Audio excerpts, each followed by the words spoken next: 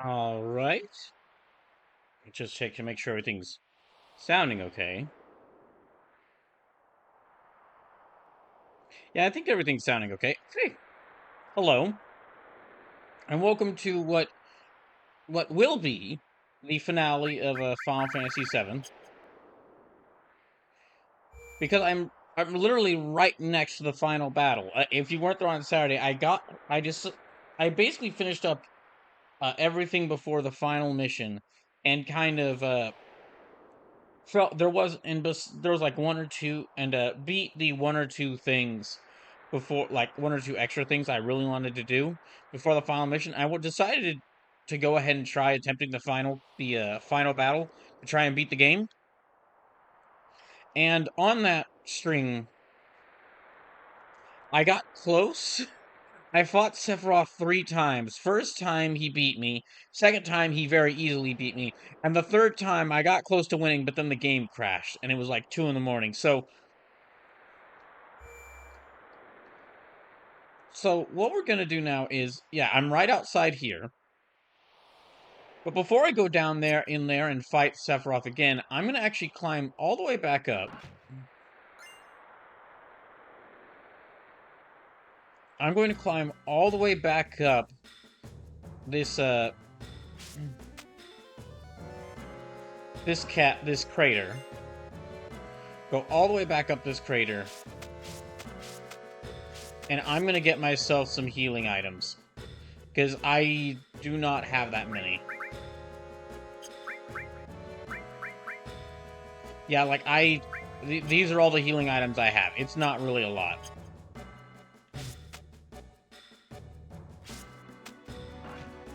And I need to try and like get as many healing items as possible before this fight. And I mean, I've got like plenty of money, so it's really just finding. The reason why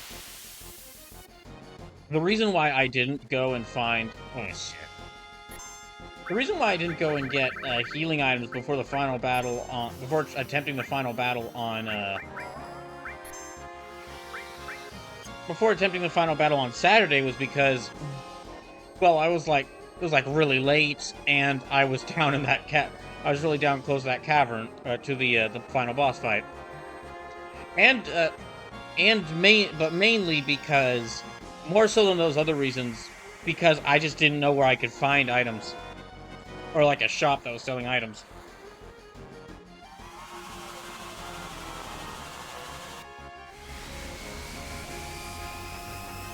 So if you get to the point where it's homing in on midnight and you're still not beating him, we use the God mode to finish. There's a God mode in this game?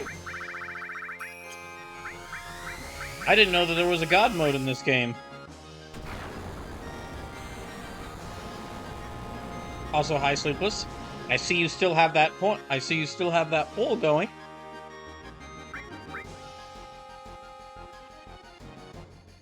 Coincidence. Gosh dang it.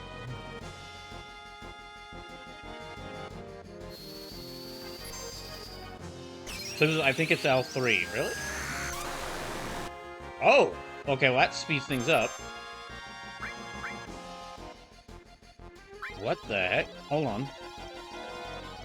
Wait, there are extra features to this? There are extra features to this port? Says, oop, R3. I don't care, I'm annihilating a Tonberry. Tifa might just insta-kill his Tonberry, which if that's the case... Hell yeah! She fucking power-bombing him! Oh, hell yeah! There's a back body drop to the Tonberry!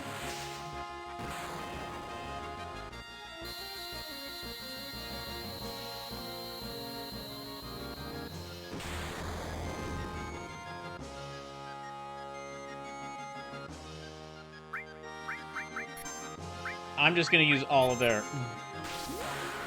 Oh, okay, so R3 means that they each have eternal limit break. Wow, okay, so... Hold on a second. So this means that they have...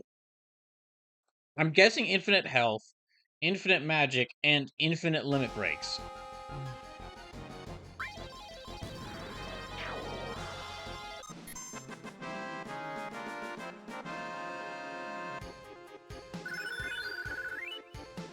I had not seen anything about that, so...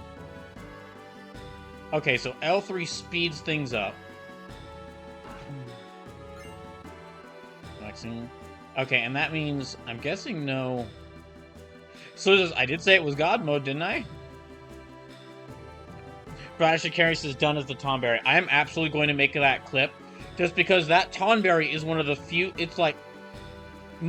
that Tonberry was so small that it's one of the few enemies that we could actually see the full back body drop instead of Tifa just grabbing them, just kind of like, basically like slamming their knee to the ground over her shoulder. Yeah, I'd never seen anything like that. I did not know that was here.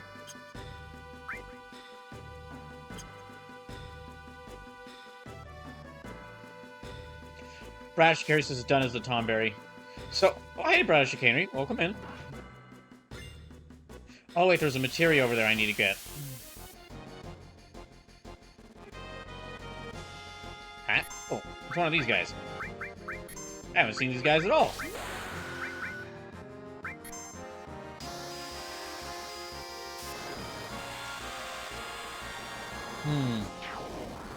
So he says, I'm sorry for the spoiler then. It's really, well, it's not really a spoiler. It's not really a spoiler. That is going to be, like... What I'll probably do, Sleepless, is I'm still going to go up and get more items. But what I'll likely do is on the path you take to get from the save point to the boss arena, I'll have God mode active. Just because those Iron Mans are just... absolutely annoying. Just very annoying. I don't like them.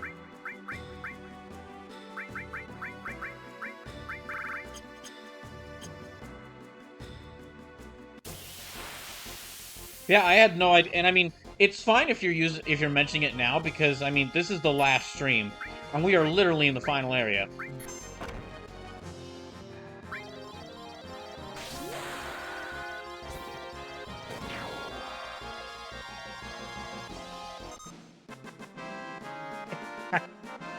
Yeah, it's fine if you're mentioning it now, because we're literally in the final area. And I probably wouldn't have used these... I wouldn't have used these at all in any of the other areas, because I wouldn't have felt the need to, but... So it says, worry not, Brawl. They're much easier to dispatch in Remake/Rebirth when you find Iron Giants. Yeah, like, okay, this point, I'll use the limit breaks. Or, at this point, I'll use God mode, because...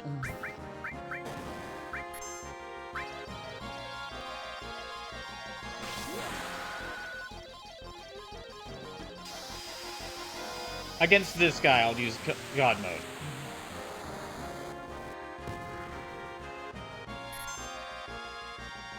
Holy shit. Okay.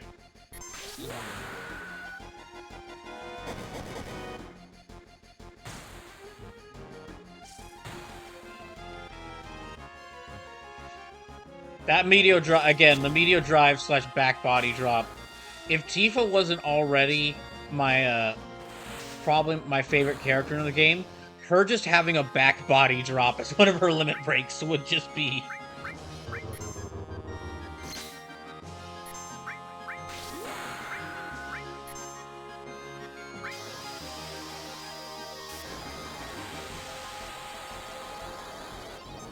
It does make this a bit weird, though. They were able to add in... I'm guessing these weren't in the original. No, these definitely weren't in the original, because they're showing off screen.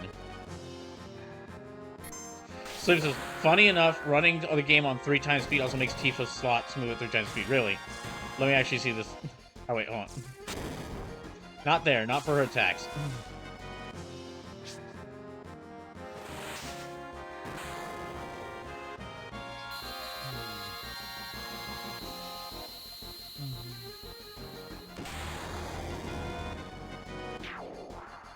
There we go.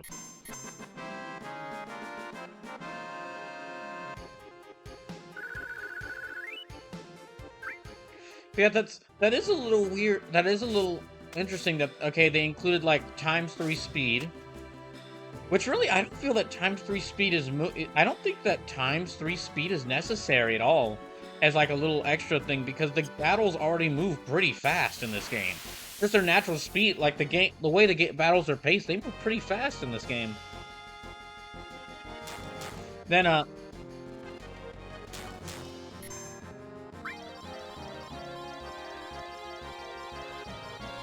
wait, can I? Ah, damn. I was about to wonder if I could hit it. Nope. Okay.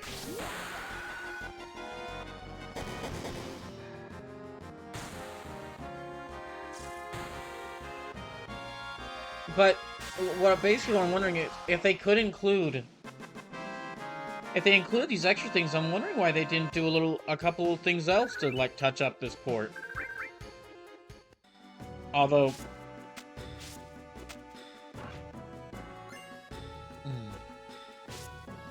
it could be that they like Square Enix didn't give them much time to do it, which is probably likely what happened.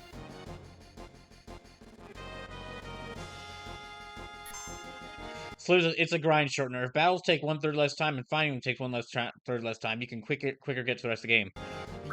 I mean, I get that, but why would you even want to grind in this game? Like, I have not had to level grind throughout this entire game. This isn't just a case of, like, this game is really perfect. Like, this isn't just a case of this game being really well balanced. I feel like actually level grinding would take away from this game.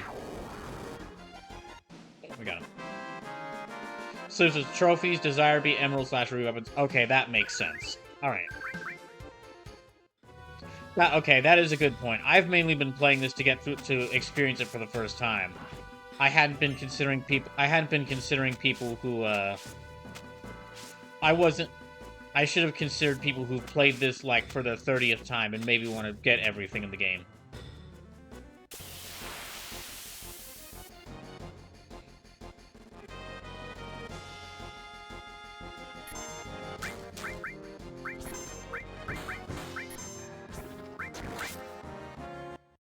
Dang, now I just thought of a really crazy challenge run for this game.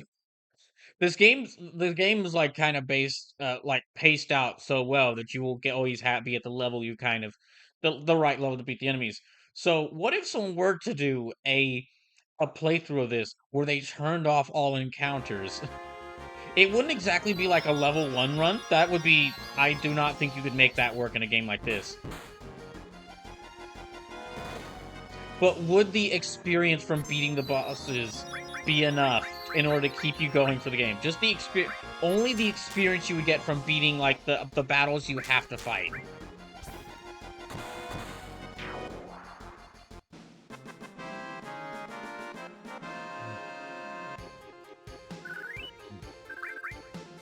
Hold on, I want to try something. If this...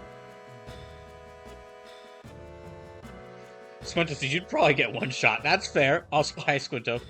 So there's the in-game clock moves at 3 times speed when it's on 2. So if you want to make the bombing mission harder, you can times 3 speed the 20-minute timer, knocking it down to only having 6 minutes and some change.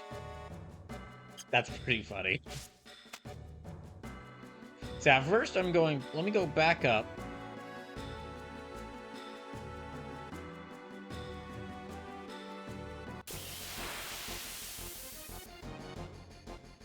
So yeah, now that I know this god mode is here, I'll only use it against enemies like this. Yeah, I'll only use it against enemies like the Master Tonberry, because this thing... Because it is really far to climb all the way back up to that, to the top of the crater. It's gonna take a long time. It's gonna, like, it's a really far walk. It's a long walk. And if I mess it up, if I die, I go all the way back to right before the final boss fight. So instead, and these Tonberries could basically end my run, or end my attempt to get back up there immediately. So it says, I offer options.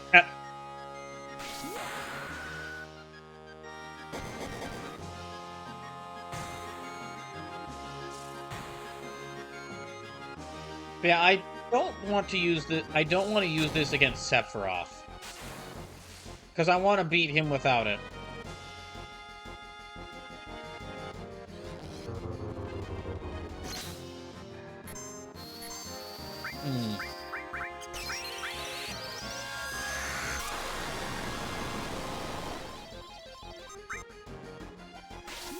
Also, like, Sephiroth has, like, has, like, 3 different insta-kill attacks.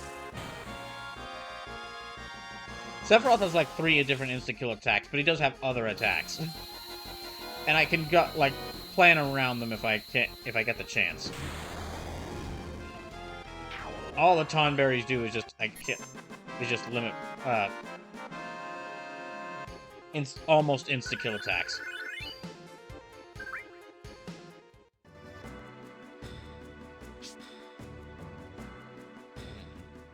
Alright, back up I go. Mars Jessica fan says, with how hard he hits, you almost don't need the God mode for your limits. Yeah, my team does quite a bit of damage. Also, hi Mars Jessica fan. Welcome in. So it's more for the HP/MP refills. That is a good point. I mean, you do make a good point there that I could use it just refill. I could use it to just, whenever I take a lot of damage, just instantly refill my HP/MP.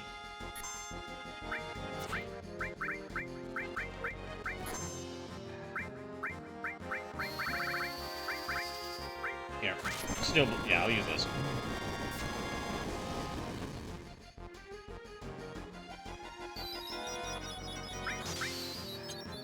Yeah, I had no idea that this was in here.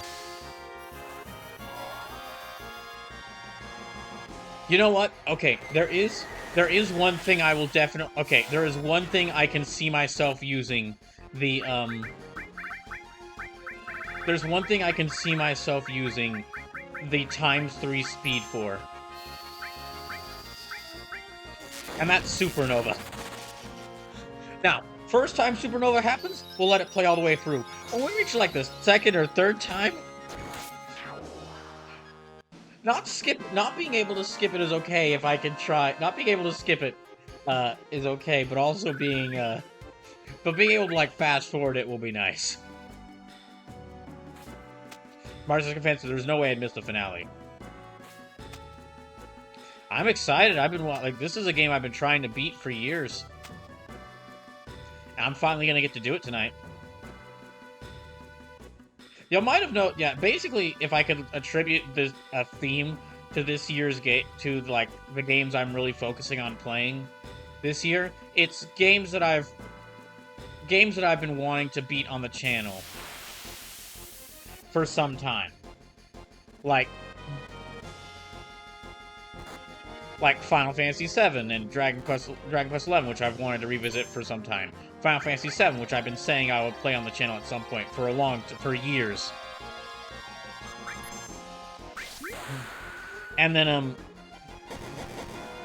the game that I have planned to start on the 5th anniversary stream, which y'all will find that out soon enough.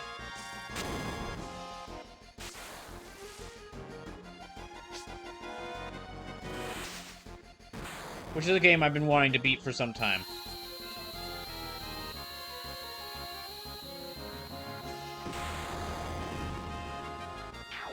And then other stuff like Dragon Age Origins, and then because that's another game I mentioned wanting to play for the first time on the channel.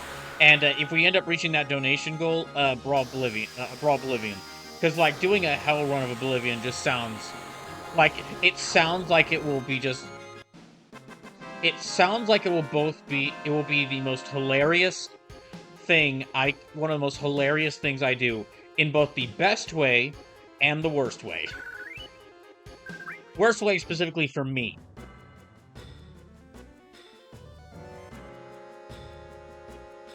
Oh,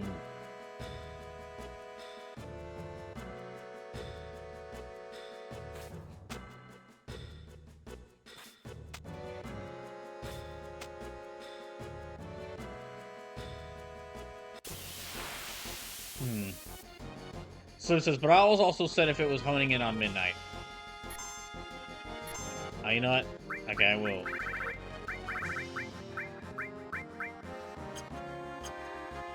Since I can't run away... No, we'll use these against these guys.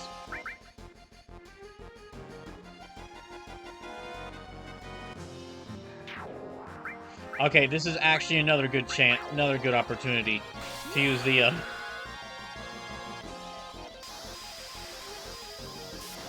Yeah, this is another good opportunity to use the, where I will use the God mode, because of the insta-kill attacks these guys have. So, if you can, time your Dragon Age Origins playthrough to start before June 7th, as that's the most likely date to get info before the new Dragon Age, about the new Dragon Age.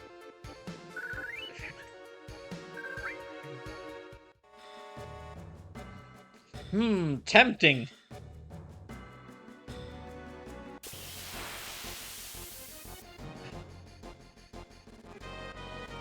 Oh, Dagran.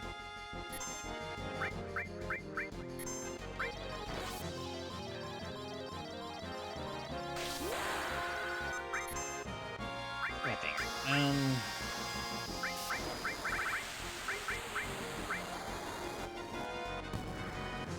My basic plan for this is it's really just going to depend on how June and July is going to work. It's really going to depend on, like, how, if Dying for Life is continuing. Well, she can do a back body drop. She can pick the dragon up and do a back body drop against it.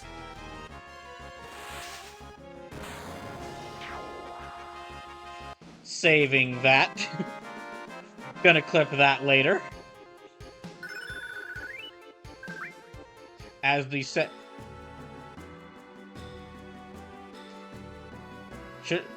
Maybe I should just make a compilation of all the times Tifa kills dragons in this. But yeah, what my idea is that either if Dying for Life is going to continue, if Dying for Life is going to be continuing, like I'm still doing it, come June, then what will happen is, like, Tuesdays will still be Dying for Life.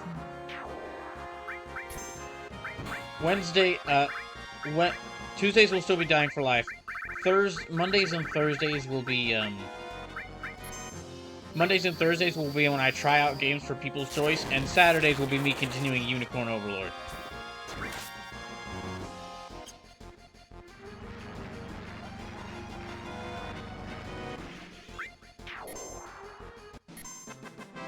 Wait, she still gets it. Wow, okay, so the level 4 death will still kill her, even if she has God mode activated. That's insane.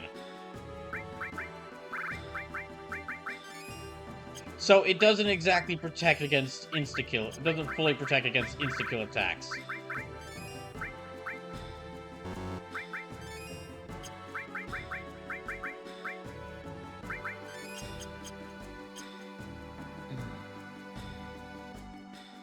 Yeah, it doesn't fully protect against insta-kill attacks. So you could still, because that one dev who just really loves the insta-kill attacks, nobody can stop him. He breaks into the office. Marcus confesses Tifa has changed her class to Dragon Slayer on a work promotional model.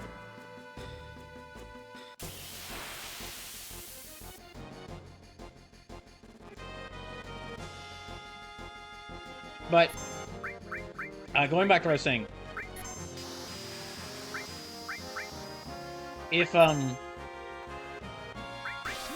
People's Choice, if Dying for Life has ended, either by me beating Dark Souls, which is very unlikely to happen before the end of May, or by me failing to beat Dark Souls, then what will instead happen is 2 days of the week. 2 days of the week June will be me trying out games for People's Choice. Saturdays will be more me Unicorn Overlord, so I can try and beat that before the anniversary stream. And the last day of the week, one of the weekdays, will be me, like, either trying out games, basically continuing the games that get accepted from People's Choice, or going ahead and doing some of the playthroughs from D&D Delights.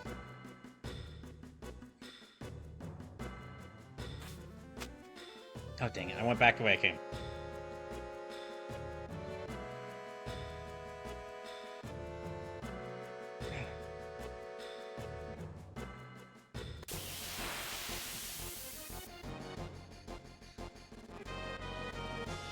Oh. It's just one of them. Squinto says, what about Heck Divers 2? Well, that'll be thrown in as well.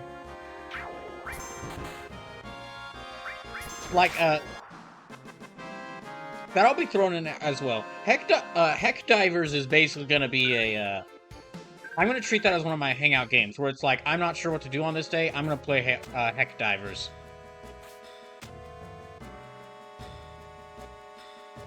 It's just for June and July, the main priority is going to be, like, trying games for people's choice.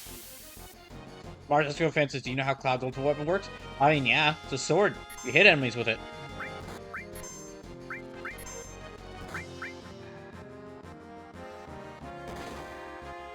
It ain't a rocket sword. It ain't a rocket sword. It ain't a rocket sword. This ain't Kamen Rider 5. This ain't Kamen Rider 4's. So it's the sharp end points towards the enemies. Squinto says, are you planning on streaming Summer Games Fest? Yes. That I will do. I will stream Summer Games Fest.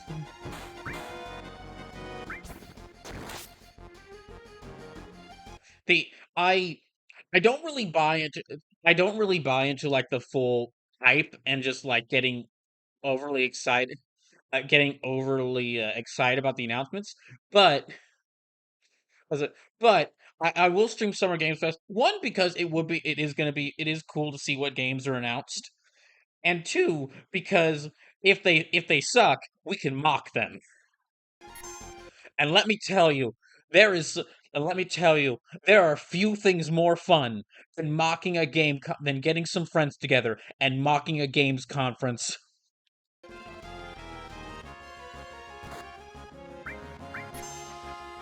Okay, you really don't know. Otherwise, you wouldn't say it doesn't belong in Kamen Rider. No, it does belong in Kamen Rider. Everything belongs in Kamen Rider.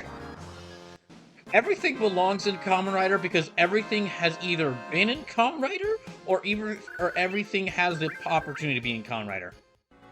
I was just saying it isn't complicated. It's just a sword. You just swing it.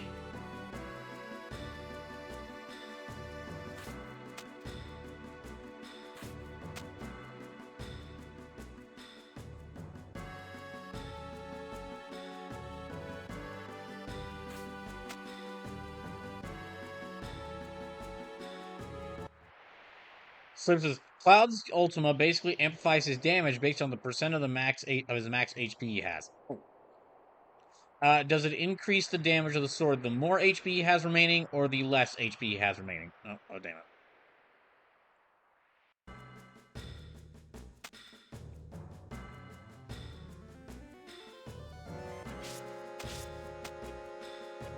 Brasher Carey says, yet, Mystery Summer Fest Theater 3000. Oh, absolutely. Mars Desco Fan says, you want to keep his HP up. Slim says more. So he deals more damage at 88% than at 33%. Oh, I see. Okay, I'm back up here now. So now I need to find some place where I can get items. That's basically what's happening. That's basically what's happening this stream. I'm going to find some place where I can buy items. Yeah, I'm going to find some place where I can buy items. Just stock up on healing items. Then I'll come right back down here. Walk my way back down. And then after that I will then after that we'll go ahead, when I get back down to the crater, we'll go ahead and challenge the Sephiroth again. So this is Gold Saucer, not Gold Saucer. I want a place that I can be charged gil to buy items, not a place I'm charged, not a place I want to go to a place where I am charged gil money in order to buy items, not have to get the Disney Fast Pass.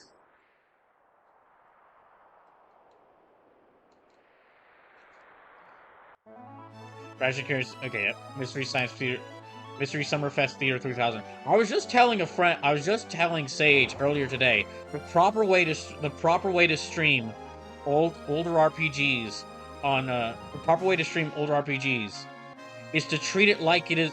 Just treat it like you are Mystery Science 3 or 3000. So you need to act like you're a Wisconsin man, and you need to act like you're a Wisconsin man. And chat is your two robots made out of spare parts, and you are lovingly mocking B movies that you found through the internet. Oh wait, Mystery Science Theater. No, the internet wouldn't have been really been used when Mystery Science Theater 3000 started, but still holds.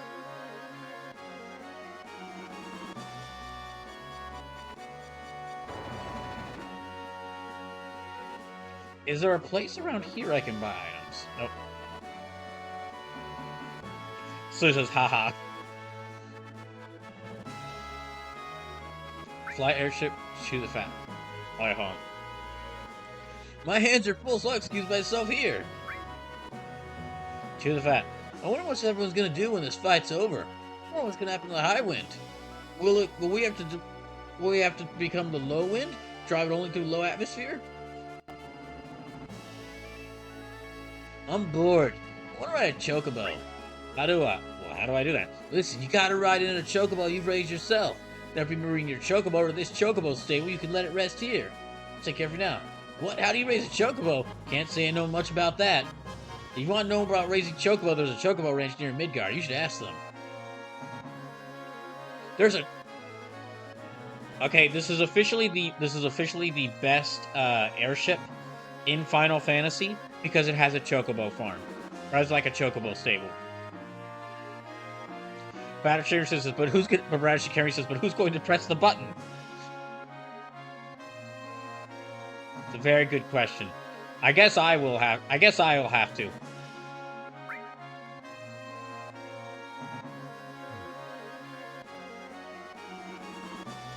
All right. Sleep says this is not the last chocobo you'll see this is not the last ship you'll see at chocobo rooms. Mars Cisco fan says Metroid Other M. As a game, mediocre. As a cinematic game, offensive. As a subject of mockery, pure gold. That is a good point. Oh gosh, if I were to play Metroid, considering my love of, I'm not sure if y'all can tell, I really like Metroid now. But considering my love of Metroid series, Metroid Other M would be interesting to play, partially to see just how bad it is, and then if it is that bad, I would turn it into a whole thing of just completely mocking it. Kind of like what I did with Kingdom Hearts Rechain of Memories, where I did like the challenge week of it, called Kingdom Hearts Pain of Memories. Partially to mock it, and then partially as a charity event. By the way, I mostly try to play good games because I mostly like celebrating good video games, but I'm not against playing bad games on the channel.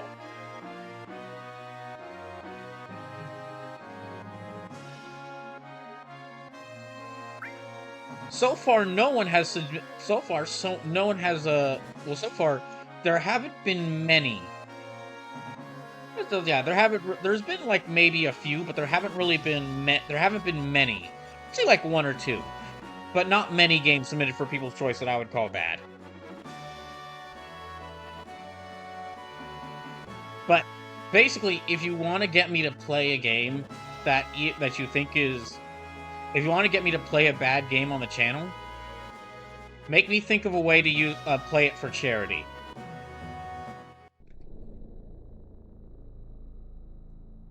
That way, no matter how bad the game is, it will be a worthwhile experience for me.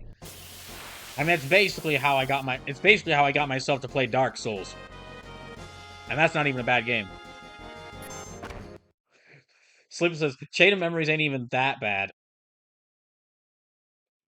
We'll agree to disagree on that. Marcus Fancy, it's not a bad game. It's everything else it does wrong. It's not a bad game. It's everything else it does wrong. Switcher says, all right, time to donate so Brawl plays Dead or Alive Beach Volleyball. Oh gosh, now there's two of you saying that.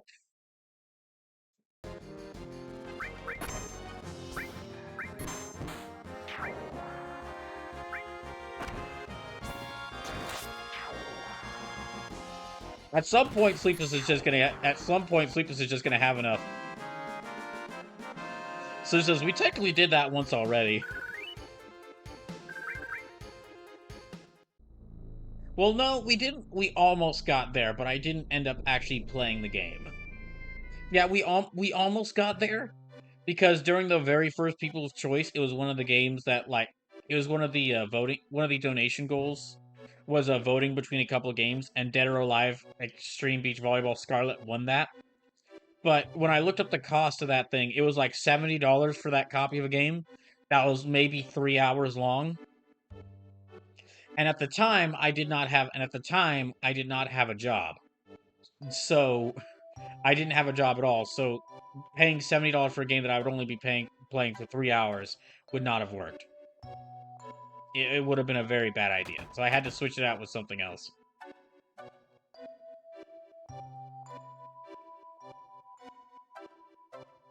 Instead, I ended up playing Five Nights at Freddy's, which probably, if I were to look at it, if I were to compare the two side by side, I'll probably end up thinking Five Nights at Freddy's is worse.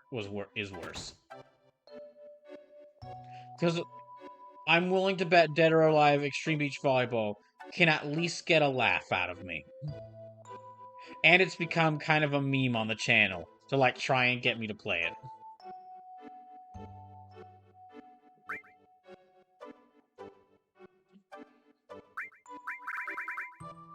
Oh, wait.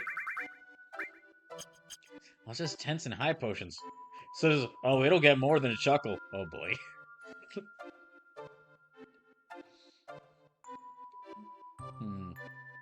Okay, well that place just sells tense and high potions. That's not. I need like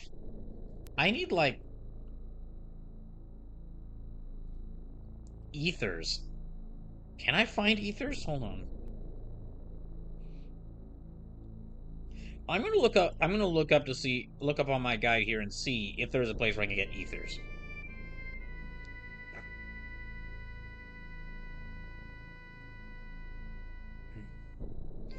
Buy from elixirs.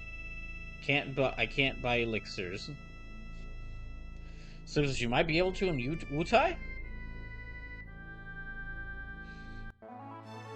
Mars Escofences depends on which entry of the series. First of, there's the fact that DOA Beach Volleyball game is a series. Second entry is hilariously janky. The game that people have been trying to get me to play. The game people have been trying to get me to play is Dead or Alive Extreme Beach Volleyball Scarlet, which is the one that was considered.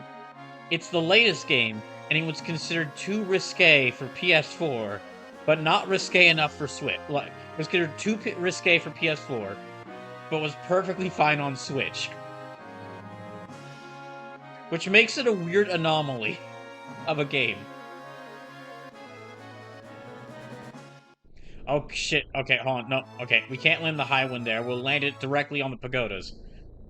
We landed directly on the houses. That'd be a bad thing. Maybe I can buy items from here now? So it says, no. They censored the PS4 version by removing a few items. Oh.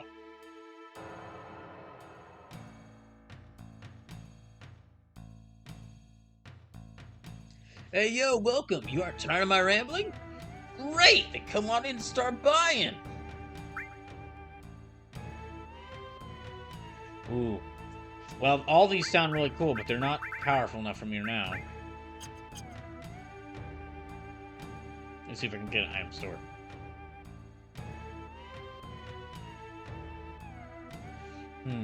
Maybe here?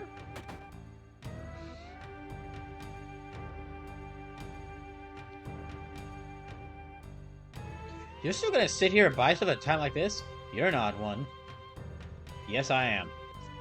So this is mostly just the increased jiggle physics gel and the increased clothing damage fan. I see. Alright, I got about 24 of these. These should be good. Now let me get 91 ether. No. Not 91. Let's see, I've got 337,498 gil.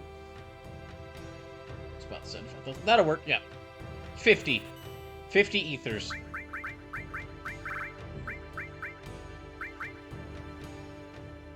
Dexterity plus 10. What does dexterity do in this game? Yeah, what does dexterity do? Oh wait, no, okay, that's an accessory. That's not an item.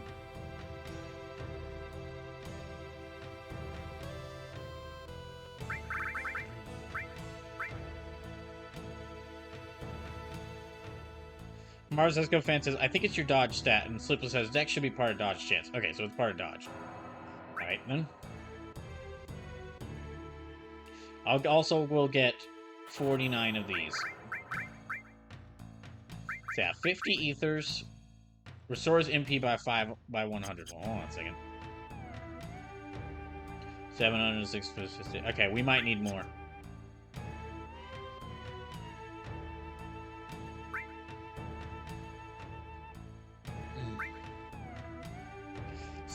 Sleepless says, I think Dex is dodge chance, and speed is ATB charge rate. Alright. We'll get 25 more. There. And 25 more of these.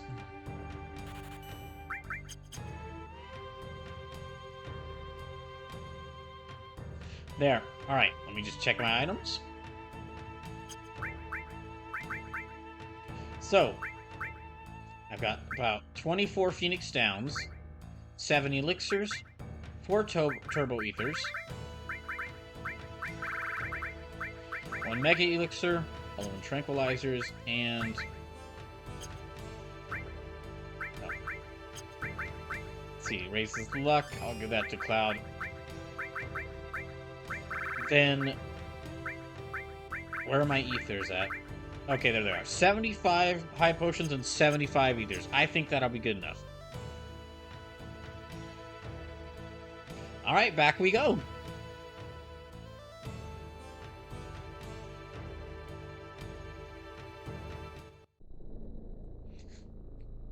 Mars Tedesco fancies, you'll be okay as long as you save those ethers for the final 2 battles.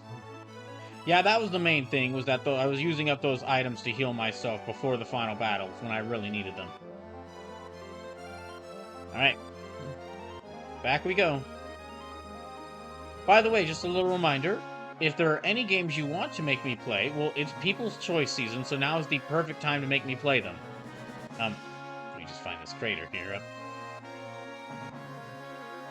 So, the way this works, whilst I find this crater,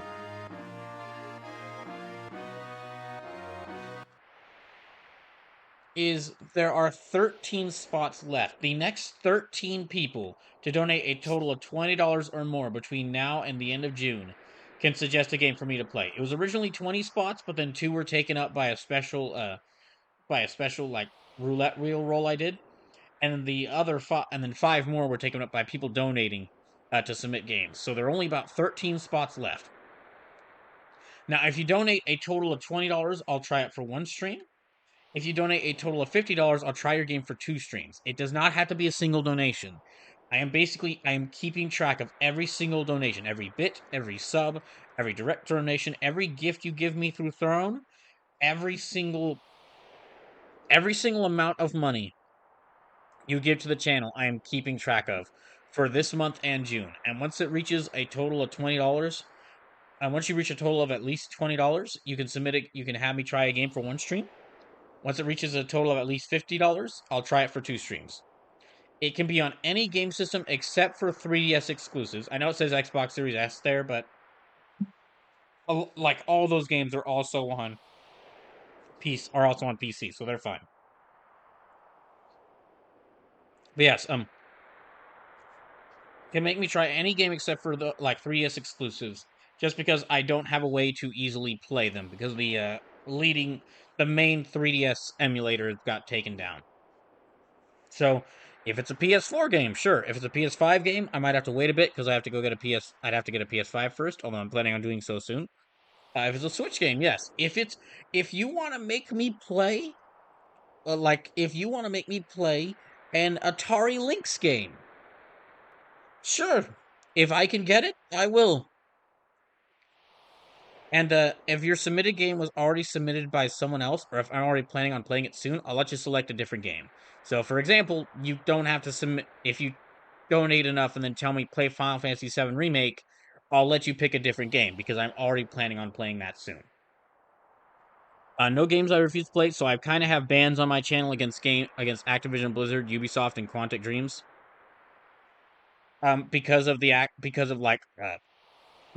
there's been multiple allegations of like employee abuse against them by all three of those companies. So I've banned their games from the channel. I don't want to support. I don't give money to them. And I don't want to give their games free. I don't want to give them free marketing. They even games that I really like I would love to try out the Rayman series on the channel. I'm not doing right now just because I don't want to give. Ubisoft's been trying to sweep the allegations against it under the rug with game announcements, and I'm trying not to let them get away with that. No games using AI generated art or audio. I I know many artists. I work with artists all the time. I do not want to support some and I dabble in voice acting. I do voice acting as a hobby. I know many voice actors. I do not want to be involved with a game. I do not want to be giving money to a game that is trying to replace artists or voice actors. And then no games based on Harry Potter because I don't like because I've made it no secret that I'm a big fan of trans rights. And I don't very much like J.K. Rowling a lot, to put it lightly. So no games based on Harry Potter. I don't want to give her money or free marketing. Same with WWE games. I love wrestling. I love wrestling a lot. I don't and I don't like Vince McMahon, and I especially after the allegations that came out against him in January, do not want to be giving him any money or free marketing. So none of that. Um, and then lastly, this isn't exactly a rule, but I would just, if you are thinking of submitting a game for me to play, I highly recommend asking me if the game can be suggested before donating, just because just so like you can know it before you donate if you want to donate. Then also, all the money donated will count towards these different donation goals. So I'm doing like a theme for this year's donation goals for People's Choice called D&D Delights, where it's a bunch of Dungeons and Dragons themed games and special events. Uh, no matter how much money is donated, I'm going to be playing the Capcom beat 'em ups. I'm going to do a first playthrough of Dragon Age Origins, and I'm going to do a challenge run of Baldur's Gate 3. And we reached the first donation goal of $100, so I'm going to do a special challenge run of Baldur's Gate Dark Alliance 2. The next donation goal, which we are only $54 away from, is doing Treasure Chest One Shot. So that's me showing off a bunch of smaller, lesser known D&D games that I just found and thought were cool enough to show off, cool enough to bring to people's attention. But I wasn't sure I'd want to fully play through them. Then, if we reach that, the next donation goal at $300 is me doing a Hail Run. I would be trying to beat Oblivion, the Elder Scrolls 4 Oblivion for the first time, as a Hell Run. So that means all the it would be designed.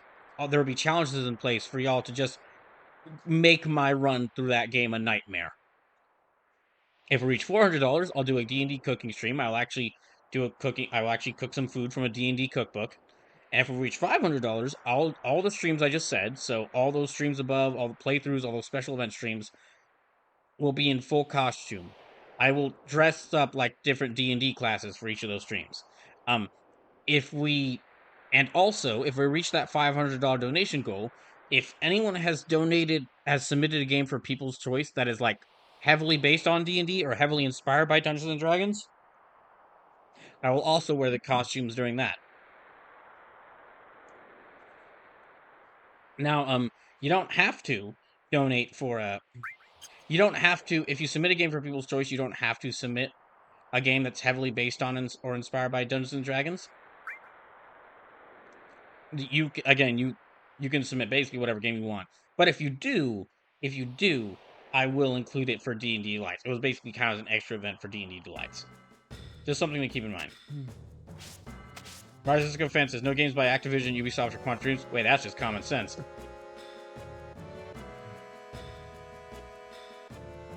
I mean, for most Activision, Ubisoft, and Quantic Dream games don't interest me already, but just after the allegations that have come up against those companies, I really don't want to be supporting them.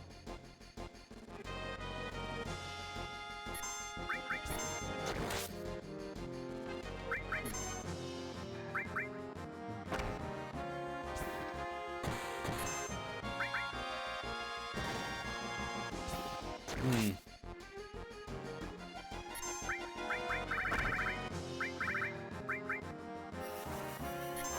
Yeah, for some of these summons, since we've seen them so much, I might do the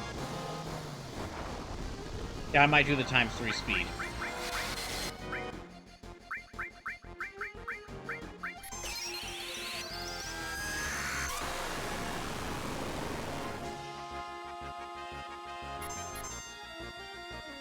Wait, it insta-killed them? My gosh.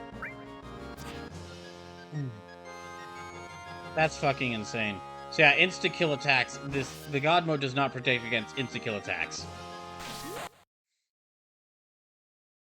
Actually, you know what? That tracks. This is a game where this is a game where you basically you finish you end the game. This is a game where where the final battle is you killing a person who wants to become a god. So it makes sense that even in the game's god mode, the game would still let those people die. So who would use ×3 speed? He inquired not even an hour ago. No, I said during that I we'd use ×3 speed during the summons. But I mean, yeah, I guess so.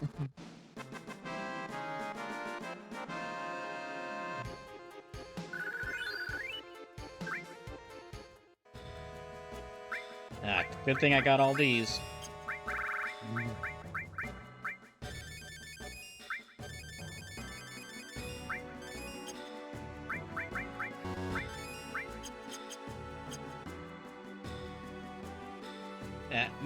Now time to make my way all the way down. But yeah, I'm kind of surprised with since they did add this like ×3 speed god mode and no random encounters. Yeah, since they did use that.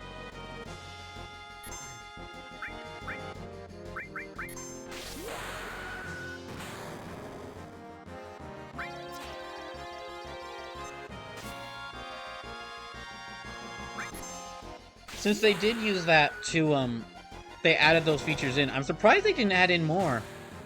Like, you know, like some little banners around the game's window. Yes, Tifa, back body drop that freaking gargoyle.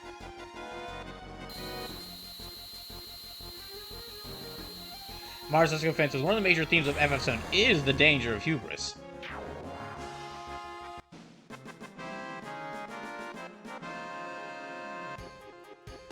So it says just use God mode to free refill instead of burning resources or turn off random encounters.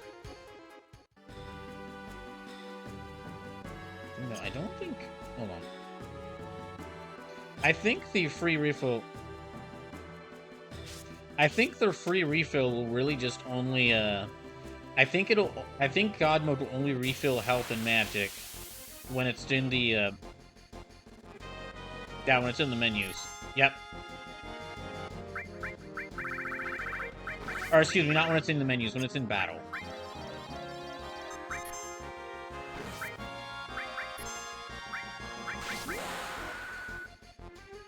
Flip says people were mostly just happy to have the game play on modern hardware. I mean, fair enough.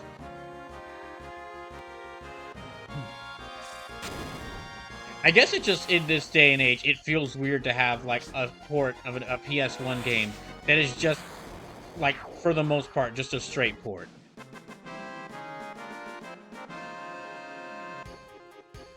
Also a little surprising. I mean, apparently the devs for this, apparently the devs who worked on this port is .emu. The company who the company who also ended up publishing Streets of Rage 4 and TMNT Shredder's Revenge. They are apparently, at least according to the credits, like worked on this port, which I would have not expected.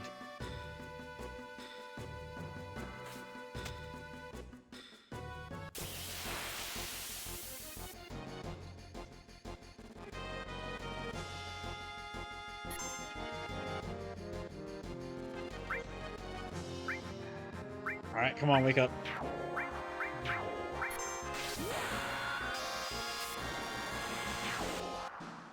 There we go.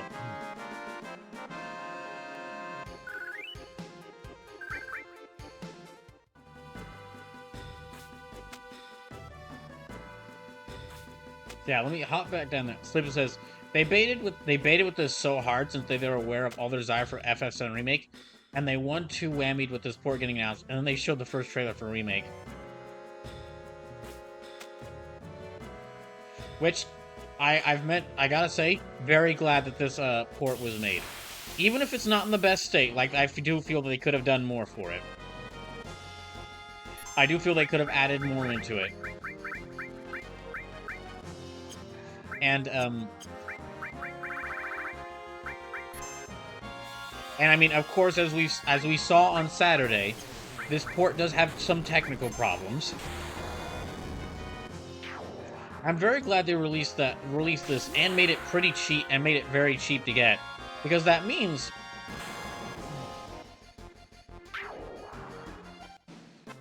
effectively what that means is that if you end up liking FF7 Remake or disliking FF7 Remake, it doesn't overshadow the original.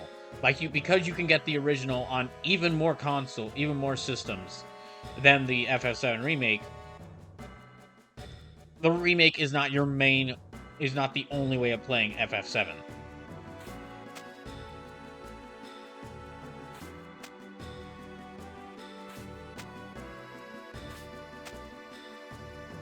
Which I think is, whether a remake is good or bad, in the end, I think that's a bigger problem. Is the original game the remake's being based off of not being widely available? Yeah, that gosh, dang it. And bring her back. I swear, every single enemy has an insta-kill attack. It is so annoying.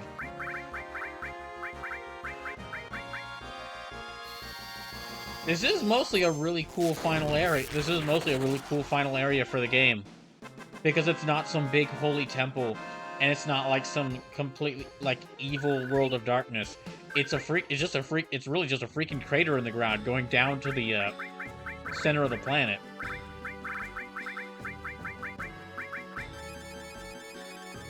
But the big problem, but I do have a problem with this area, is that all the freaking insta-kill attacks. Slip says, that is one of the big fears about the Silent Hill 2 remake. Because Silent Hill games are damn near unavailable now, if the remake is bad, it'll override all the good that people remember that game. Yeah. Yes, my friends who are really big into Silent Hill are very worried about that.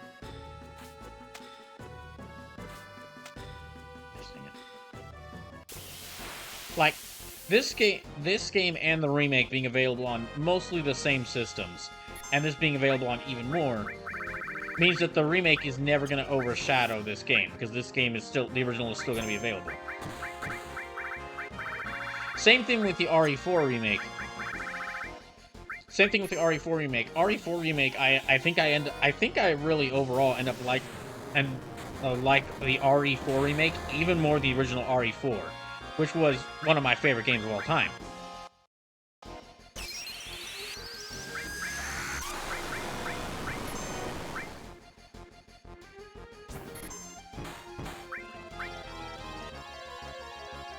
Which was one of my favorite games of all time. But if they had announced that, hey, we're releasing RE4 remake, we're gonna delist the original Resident Evil 4, that would just be really annoying. I would hate that.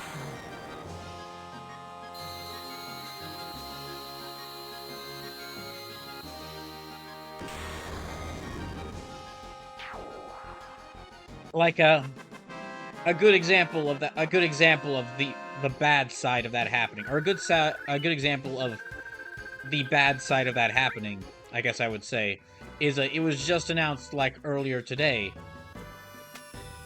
It was just announced like earlier today, I think, that earlier today or like yesterday, that with Shin Megami Tensei 5 Vengeance coming out, that Atlas is going to delist the original Shin Megami Tensei 5.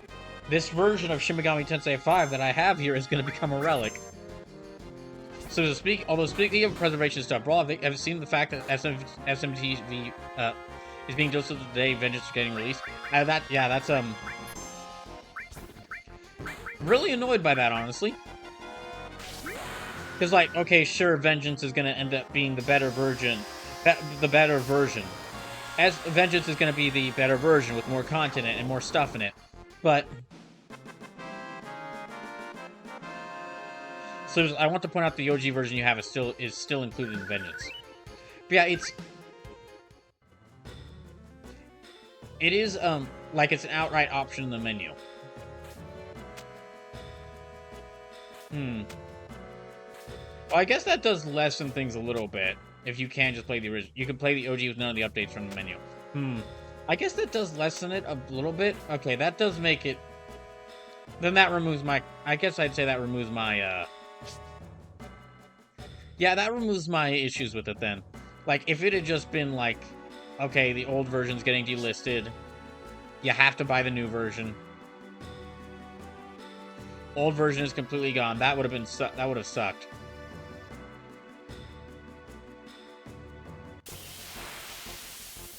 Slim says it does, doesn't it? But yeah, if they're saying that they're going to include the original version as part of the game, then yeah, that actually takes away my problem with it.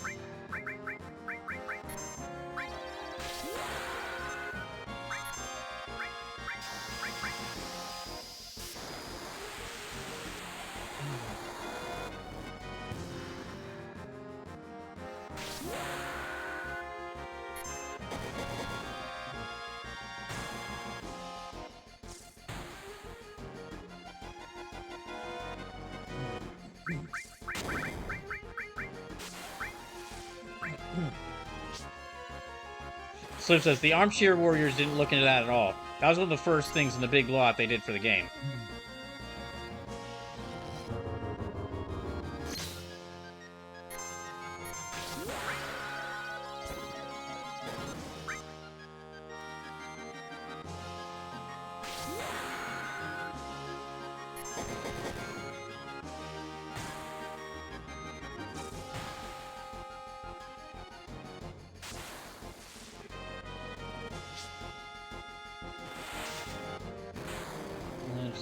Okay.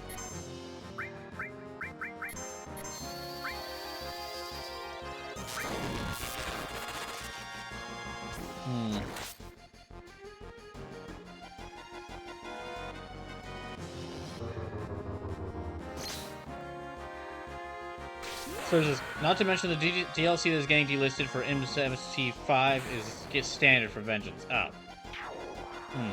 Okay, then yeah, never mind. Don't really have any problems with that. Don't really have any problems with that. Everyone was freaking out about the. I had just seen that everyone was freaking out about the original SMT5 getting delisted. And I just thought, oh, that means they're taking away the original version of the game.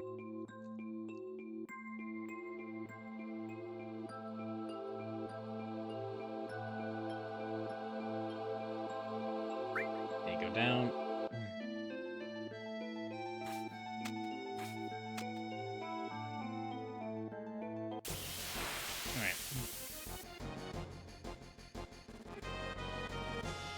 Oh, it's you. Slip says, no, they're just taking away the excuse for you to accidentally buy the wrong copy.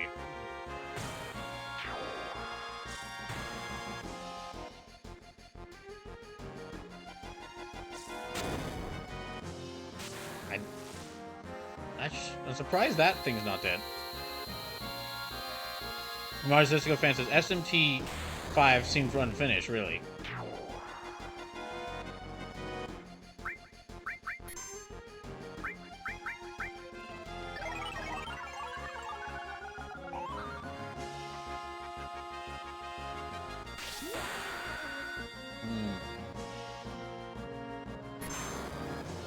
Let me check Barrett's limit break, see if he's gotten a stronger one.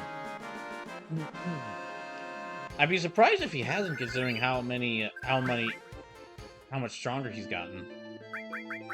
Okay, limits. Hammer blow. Okay, nope.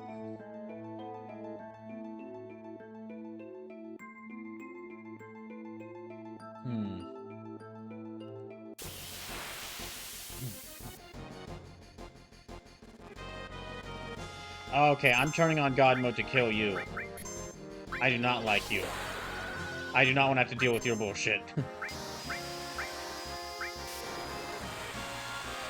We'll absolutely turn on God mode to kill the Marlboros. I despise those things. Okay, let me go back down.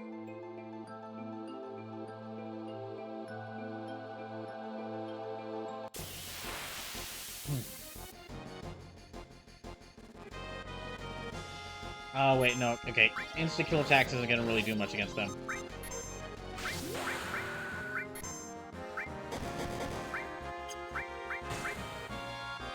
I guess I'll probably need to land Hammer Blow more to get Barrett's next Limp Break.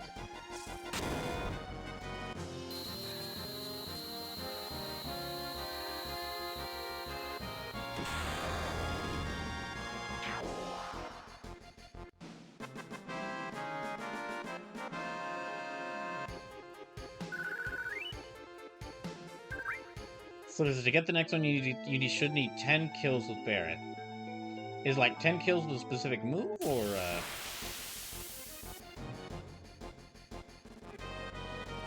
Oh gosh.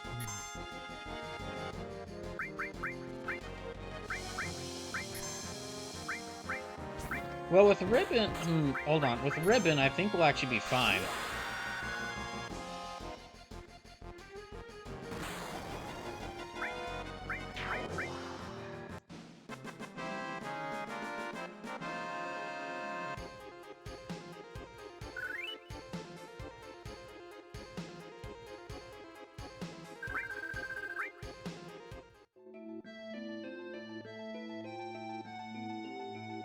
Okay, down there. Thing.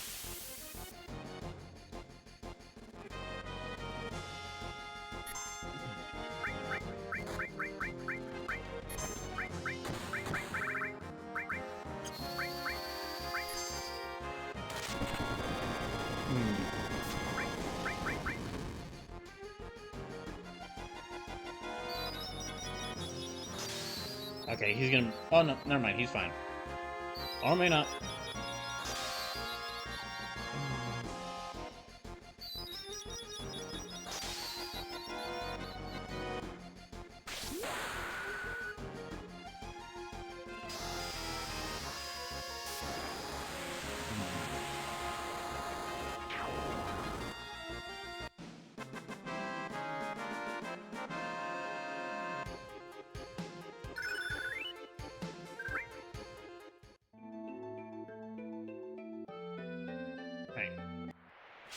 Okay.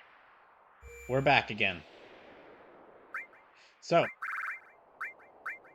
I'm gonna take a short break, get myself some more tea, and when I get back, let's go down to that crater and see what's down, and go fight Sephiroth for realsies this time.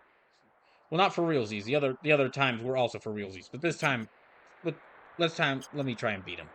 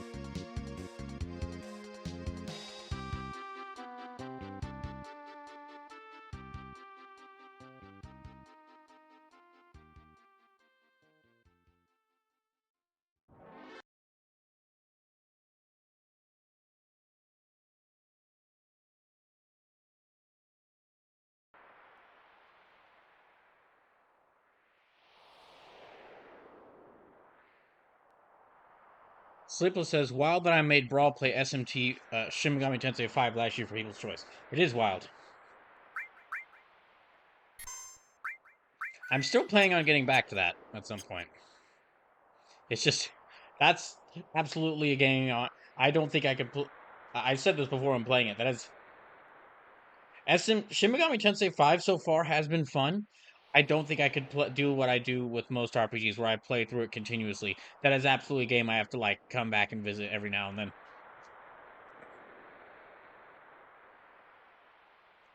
Slip says, it is a game that is tough. Okay. Let's go down there.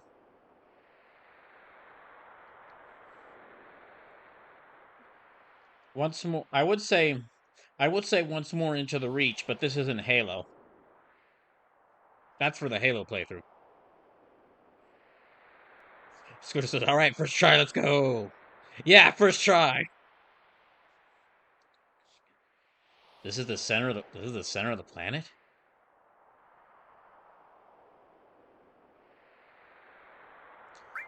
Let's get. All right, everyone. All right, everyone. Let's mosey. Ah, damn. All right, everyone. Let's mosey. Ah, damn. Again? Stop saying it like a Would you stop saying it like a wimp? They just say move out or something. Move out. What the? Oh, look at the number. Oh shit! They're coming out in full force. Oh, Cloud, you go first. Okay, I'm going alone. Ah, shut up! It won't do us go good with everyone back here. I can't. Barrett's right. You take two of us with you and go first. The rest will catch up with you later. Is this like a practice run before the final battle? Yeah, a major practice run. I'm fine with that. It's probably more fun than meeting Sephiroth down there. This might be fun to pass the time.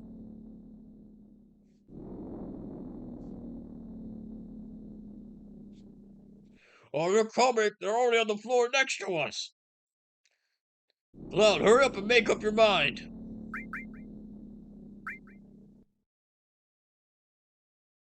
Tifa, Barrett, let's go.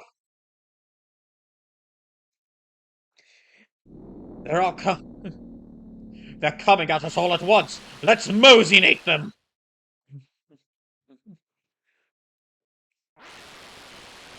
No, wait, that's better as a Cloud line. They're all coming at us at once. Let's mosinate them. What the hell does that even mean? All of you. Later. Yeah, later. Can't you think of anything better to say?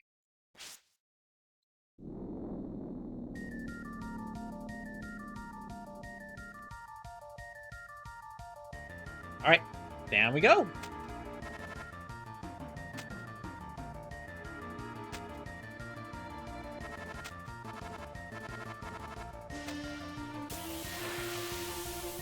I think this is gonna be the Dragon Zambies to start off. Yep, Dragon Zambies.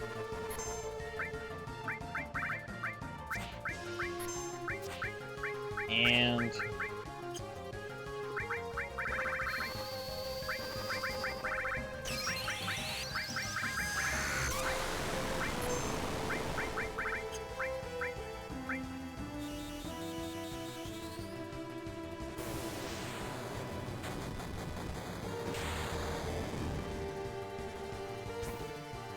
So, I won't use the God mode.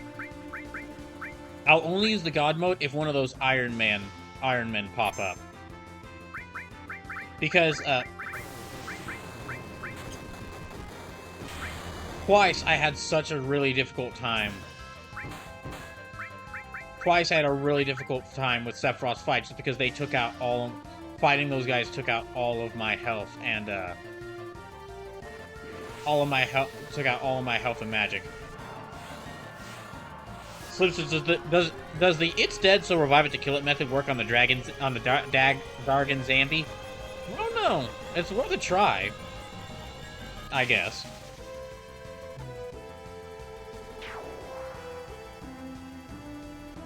Dang it.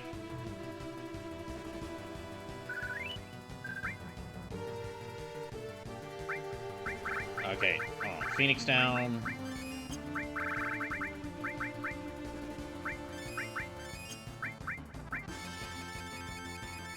But yeah, I won't use the God mode against the boss fights.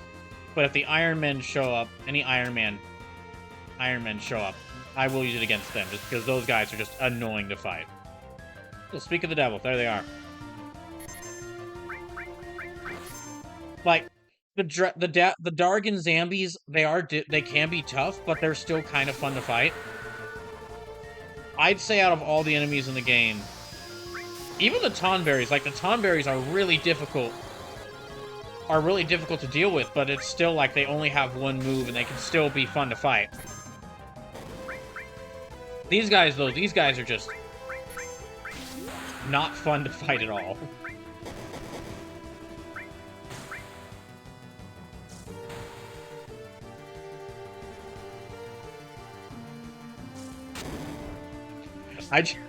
Okay, so when she does the meteor drive, she does do a back body drop, and she basically picks the thing up with the chest and spikes it.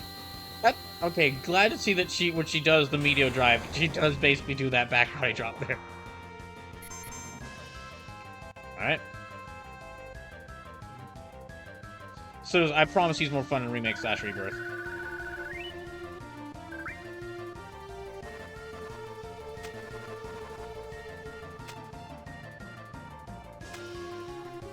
There, come on. Alright, is it Dargan Zambi or, okay, Dargan Zambi. Yeah, I'm fine with fighting Dargan Zambi.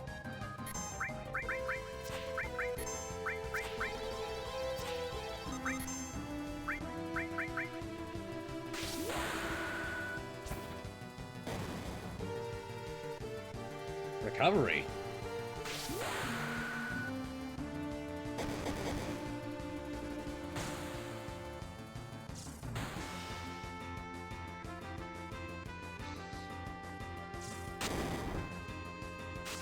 Mars is defense to turn off the help windows / icons for the final battles. Trust me on this. You mean this thing right here? Yeah, you mean this bar right here?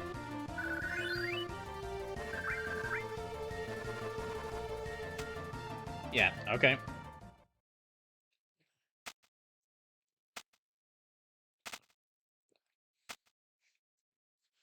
Oh, wait, there's that one again. Where are we? What? Genova? Oh, great, it's coming! Alright, first fight. Oh, he's slapping on me. Yeah, Alexander.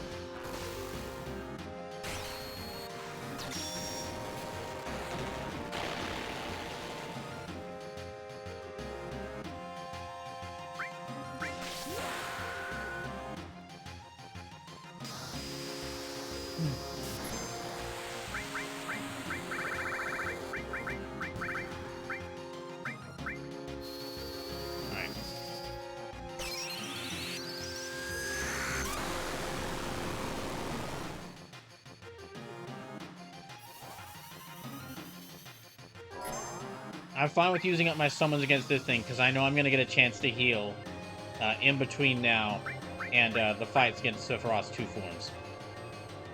Yo, live raiding with the party of 6. Welcome in. You arrived just in time for the final boss fight, part 1 of 3. Anime J, welcome in.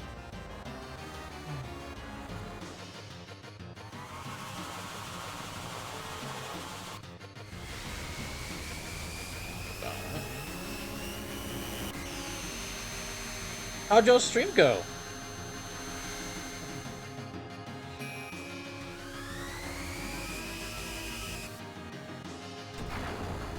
Yeah, y'all came in at a great time. I'm right at the finale. I'm starting the final series of final series of battles for FF7.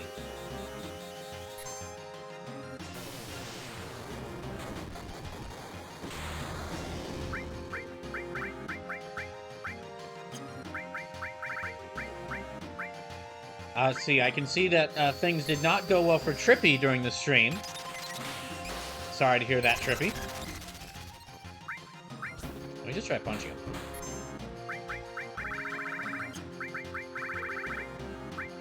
Yeah, Shadow Flare. But I went back up to the surface. I got a whole bunch of items to restore my... I got a whole bunch of health and restoring items. And then I came all the way back down.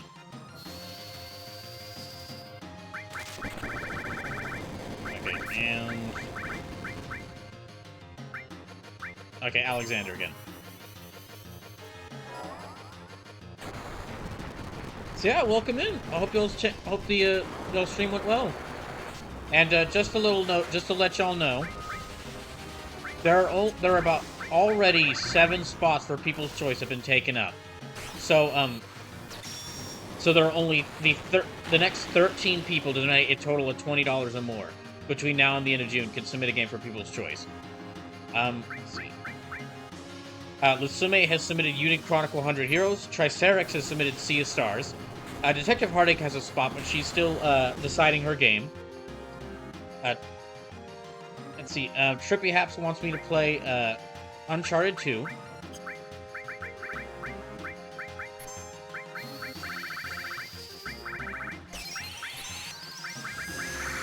And let's see what else is there. Zircon wants me to play Lord of the Rings War in the North. Sleepless wants me to play Fate Samurai Remnant. And Squinto wants me to play Deep Rock Galactic. Squinto says, ooh, Sea of Stars. I got that game wishlisted. Out of all the games submitted so far, Sea of Stars is the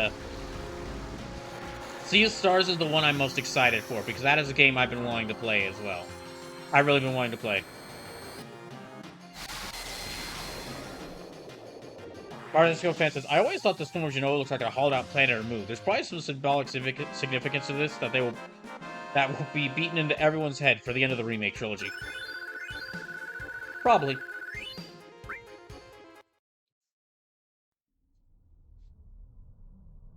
Alright, here we go.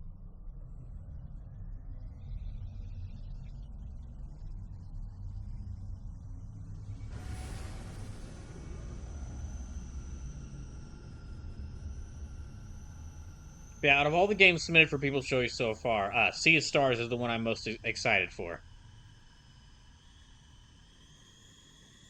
Although I am interested in playing all the other ones as well. Except Fate Samurai Remnant. I'm not sure how to feel about that one. Because it is a Fate game. Light. A light.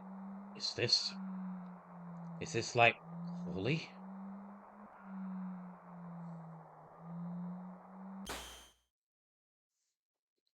Oh, ow. That's Sid? Oh gosh, Gaia, damn it, God damn it, so we're all here. Oh.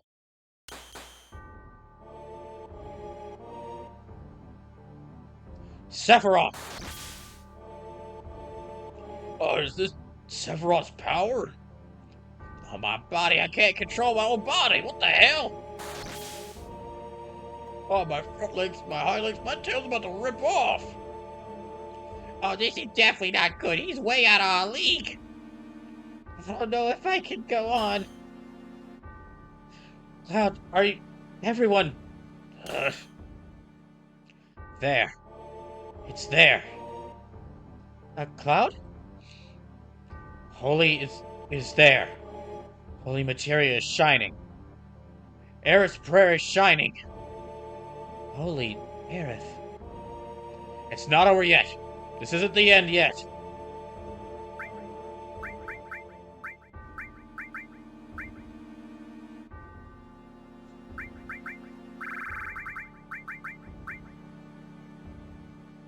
Alright, here we go. Let's see if I can beat this first try.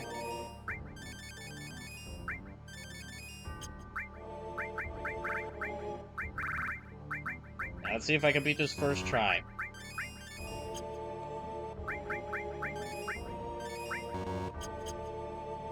Alright, everyone's at full health.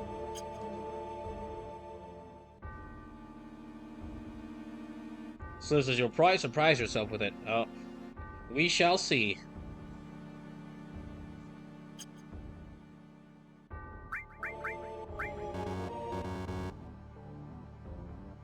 Wait, what? Wait. Split your allies into 2 groups. No, I'm good. I'm good. None of my allies have any, None of my allies have any, materia. I guess... How would I want to do this? No. This is a bad idea. This is an awful idea. I guess put them together? This did not happen the previous time. What's going on? Like, all their materia got unequipped. I'd have to go and re-equip all their materia. What the hell? Game. Why is this happening now?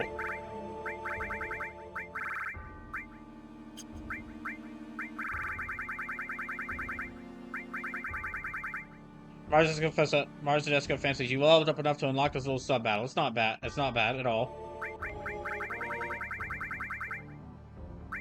Squinto says, no Yuffie love Sag.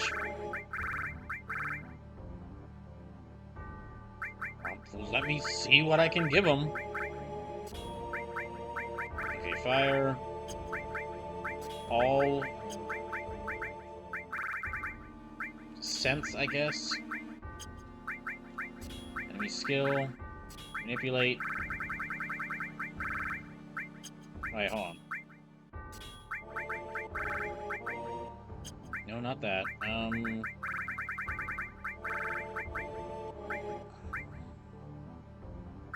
Let me give them... I'll give you Neo Bahamut.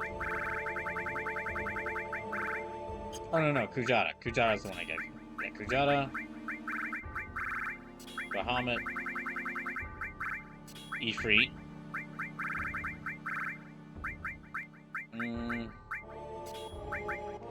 Okay, time. Yeah, they are not prepared for this at all. I thought I only would be using 3 team members, so I gave all my attention to, like, Tifa, Barret, and Cloud to make sure they were prepared for this.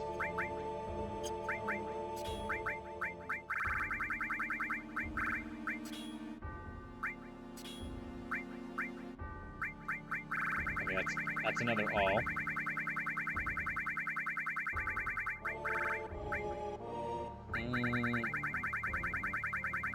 Do I still have... Okay, no. I can give him Comet. Alright, give him Comet. Give him MP Turbo, I guess. I guess I'll give you...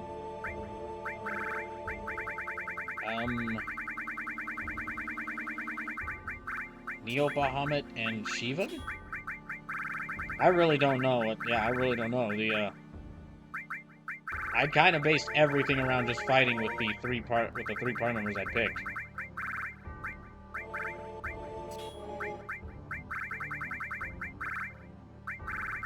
This might end up screwing me.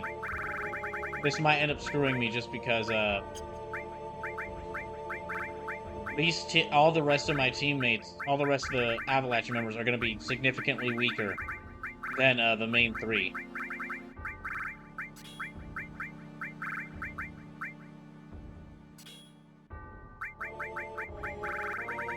I guess, yeah, Vincent as healer.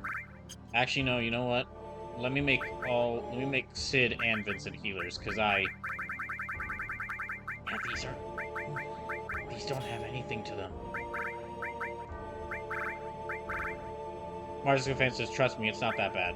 Well, we'll see.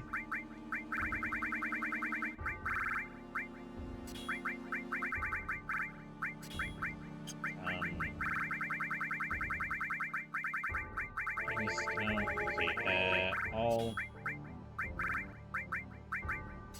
fire, lightning, Titan.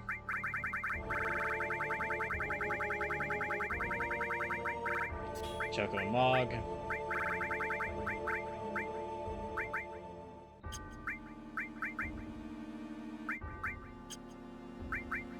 Okay.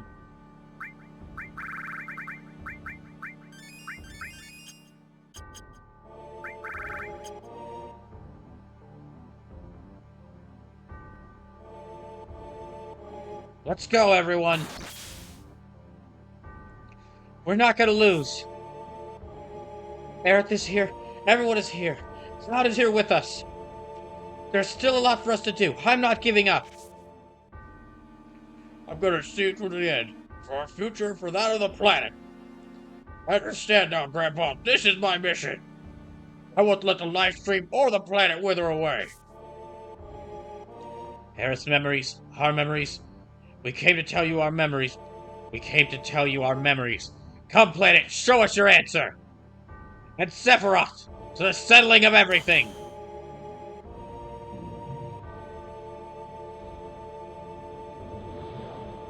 Alright, here we go.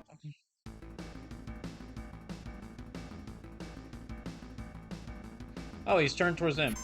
Think about the sequence of the fight targets, right. Part dies, changed to a different party.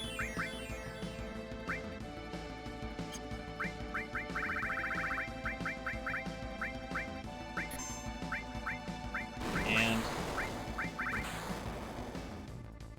oh, it missed. Goody.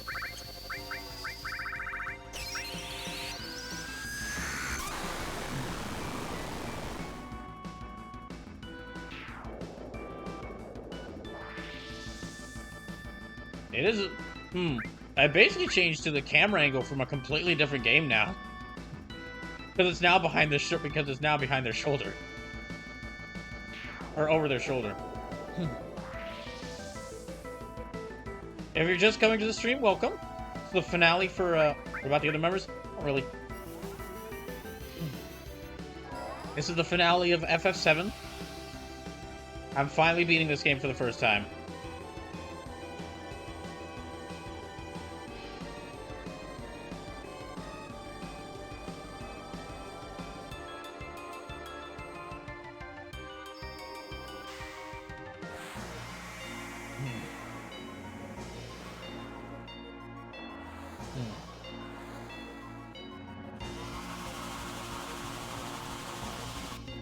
And I'm keeping my finger far away from the right thumbstick so that I do not accidentally hit God mode.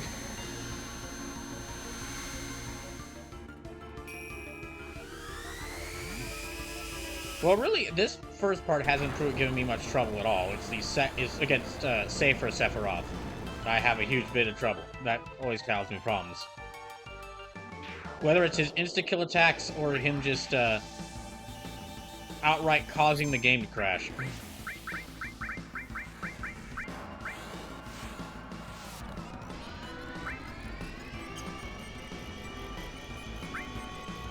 Oh, so I can still select this, okay.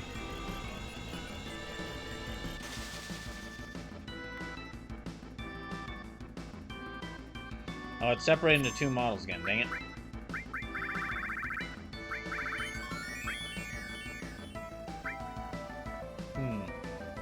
It's always weird that it's done that.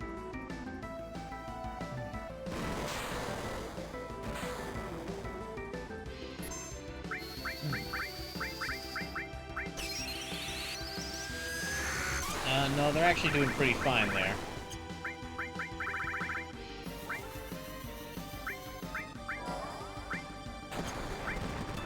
Yeah, I'll use Pandora's box again.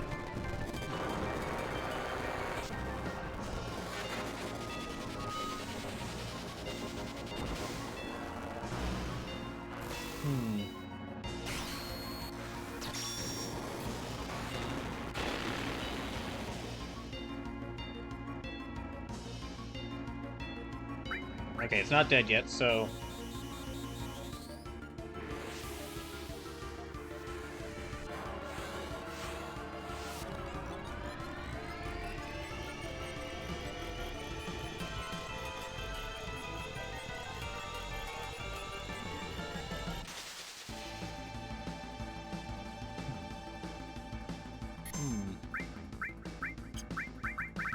Okay. Let me try using Alexander again.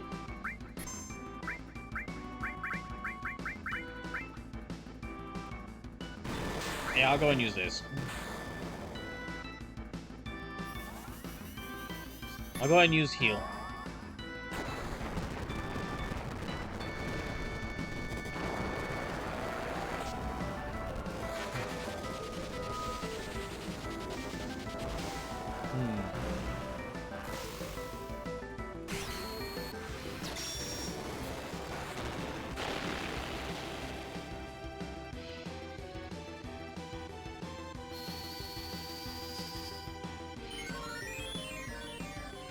Everyone should be back to full health.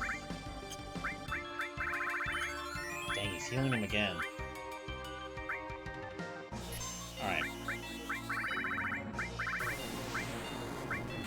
Okay, and I'll use Odin this time as well. Tifa's running out a lot of it. Yeah, she doesn't have much MP left. Darn.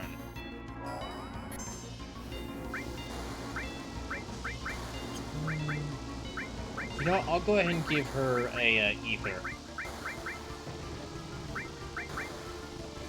Yeah, I'll go ahead and give her ether, because she's got the lowest amount of myth.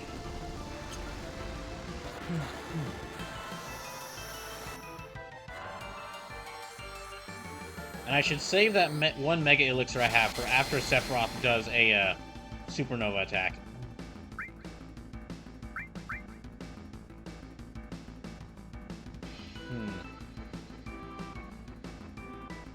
Marzeska Fancy, you might want to switch the other party just once, okay? Okay, I guess next time I'll switch to all of them. He's healing, darn it.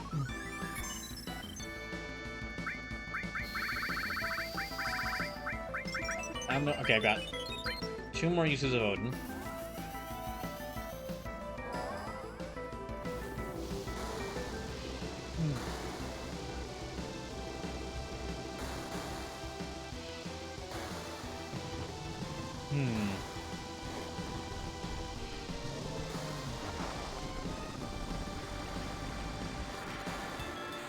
So I still gotta take out its head, its main body, and its core.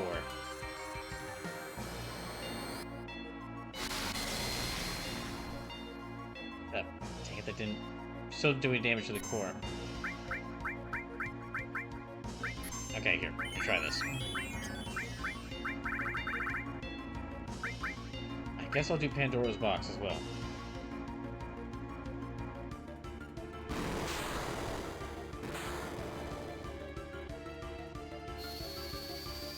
Dang, I'm impressed at how much they're dodging this thing's attacks.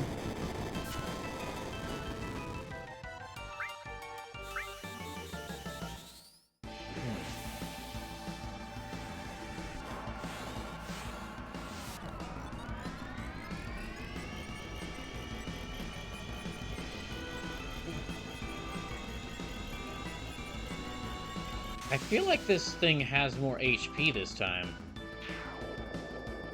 Oh, wait, hold on. I might have been done it. That might have done it. No, okay, no.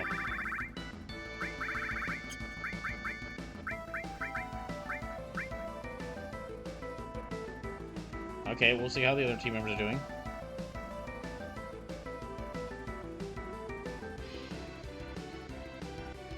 Part dies, change to a different party, okay. Yeah, but they don't have...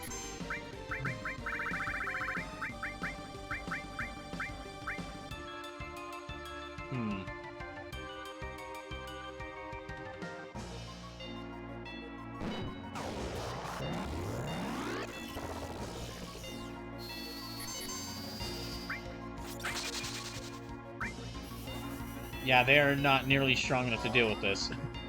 Adding in the second party might have just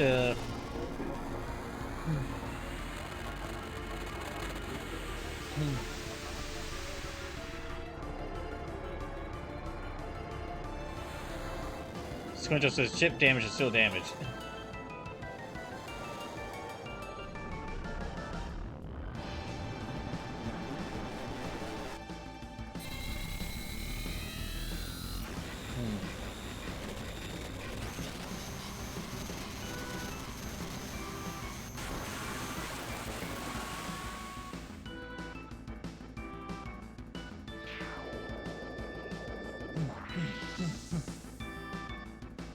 Okay, so now in this version of the fight, I guess I need both teams to be attacking the Bizarro Sephiroth and switch between them, because certain parts of the body can only be damaged. Certain parts of the body can only be damaged by a party on a different side. Okay.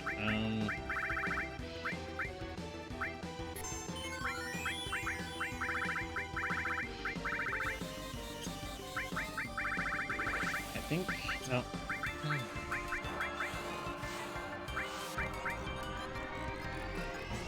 Mars, let's go fences. Now that you've killed left arm, you should be good.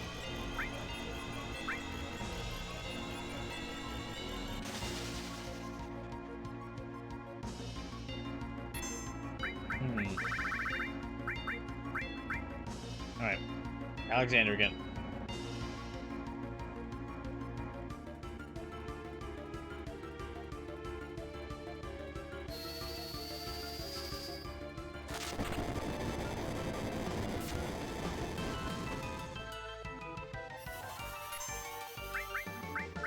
And I think we still got regen activated on us, so we should be good there.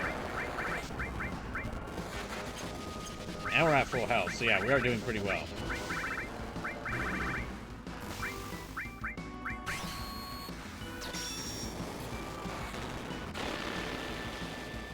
The only thing is that,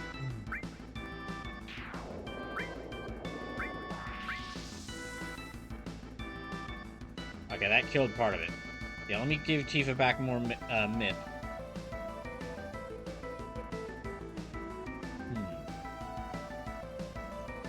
What about other team members? Sure.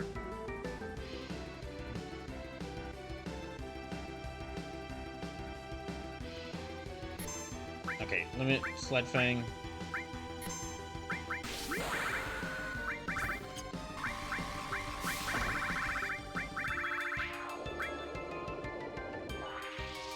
Okay, switch over there. Oh, it canceled Tifa's action, didn't it? Or it canceled Cloud's action, didn't it? There.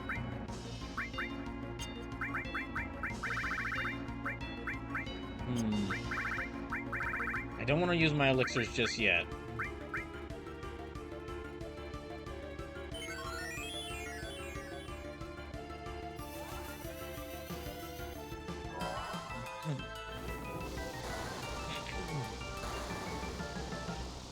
And yeah, I'm gonna speed up this one because this is the third or fourth time we've seen this attack.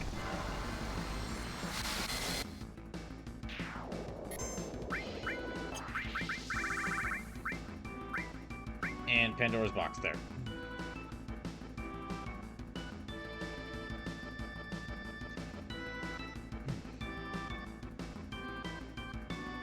Okay, I guess I'll switch to the other team. Marzisko fences don't switch. Oh.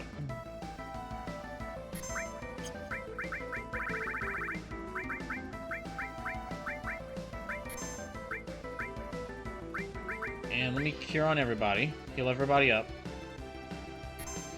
Switch back when you can. Sure, says, I see you're enjoying the most fun boss battle in the game.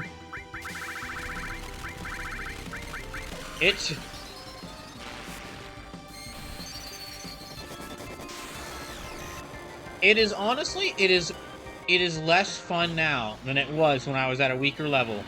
Just because the whole switching thing is really weird now. Slip says Trippy is lying to you, Brawl, and he smeals.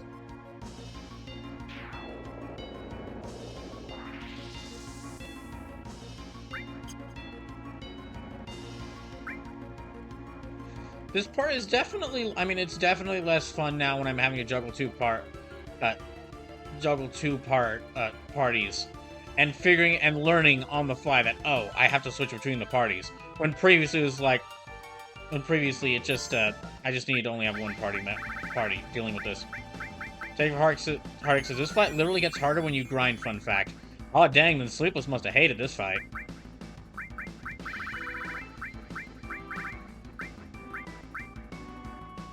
Okay, let me give her a Turbo Ether. I got another Turbo... Okay, another Turbo Ether, so... Let me give everyone a Turbo Ether.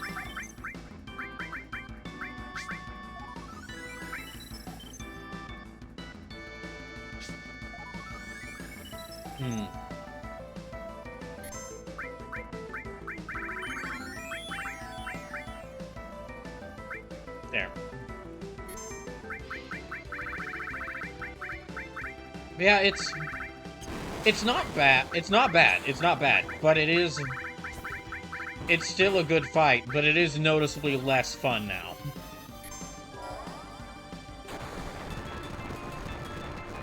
So there's this funner fact. I did not hate this fight because I surpassed the level threshold where this was a problem.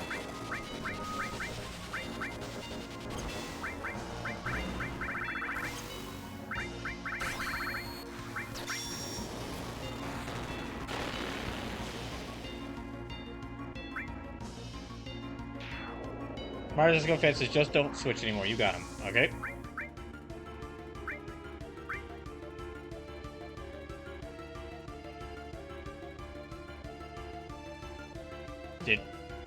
Is that all of his part? Okay.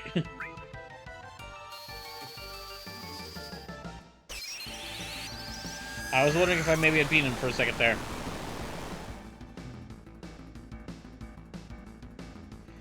Did that get his main body?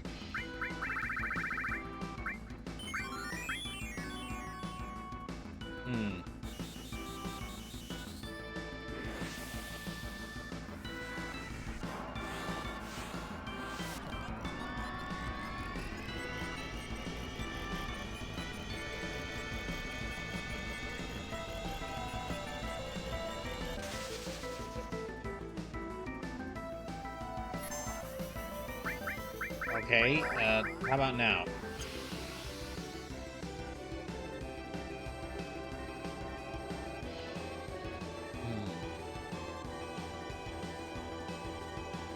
So, whilst we're waiting for this thing to die, just, again, a little bit of recap. The games have been submitted for People's Choice, so Lusume has submitted Unique Chronicle 100 Heroes, Triceratops has submitted Sea of Stars, Trippy Haps wants me to play Uncharted 2, Zircon wants me to play Lord of the Rings War in the North, Sleepless wants me to play Fate Samurai Remnant, Lord Help Us All, Squinto wants me to play Deep Rock Galactic, and Detective Hardick is still deciding her game.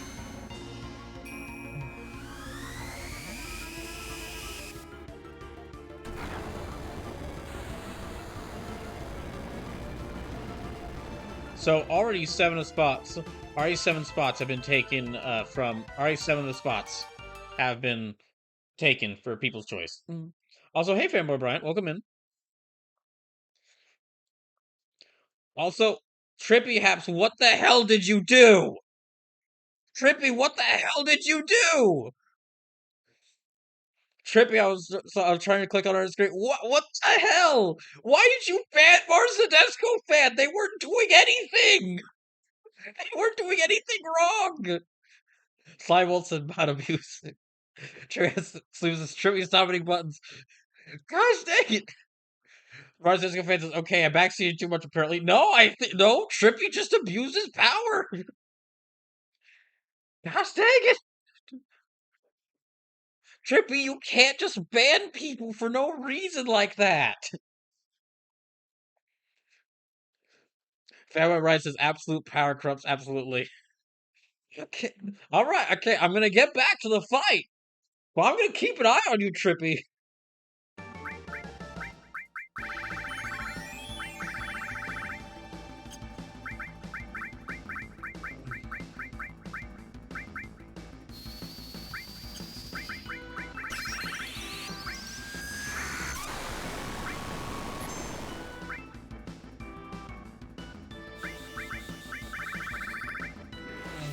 Mars says, I'm okay, I'm here. Look, I'm alive. Oh, thank goodness.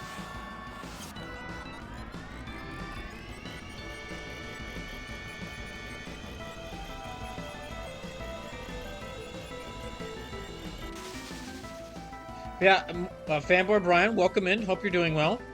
And just a little reminder, everyone, that People's Choice is going on right now. So any donations you make will be counted towards you possibly submitting a game for me to try out. 7 of the spots have been taken, so only 13 spots are left. Also, hey, Slimy Mold, hope you're welcome in.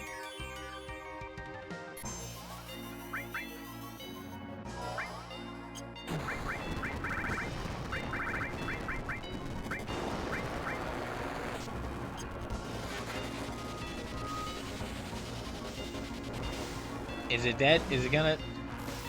Can I attack the core now? I know what I'm supposed to do. I'm supposed to attack destroy all the rest of the body parts. And then get the core. But... Can I get the core now?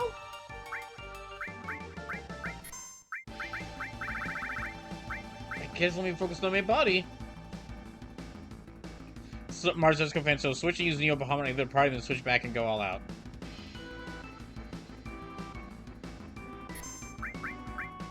Okay.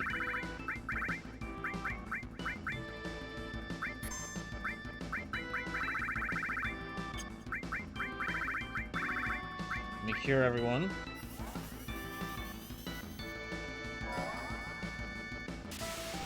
So, if you've ever wanted to make me play a game on stream, now is the time. And now is the time to make me try out whatever game you want. Also, we've got a bunch of donation goals, and they're all themed around Dungeons & Dragons games. Jacob Hark says, as a mod, let me say that Trippy does not represent us, and it is in fact a smelly butt. Dang. Normally I would say harsh, but I mean after... Well, I'll still say harsh, but...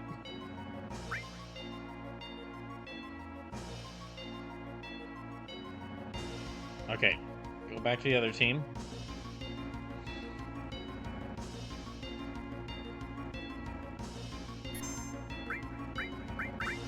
And... Oh, they're doing great on health. Oh my gosh. Family Rice says, oh snap, calling out his factory smelly butt? Dang, that's not fair.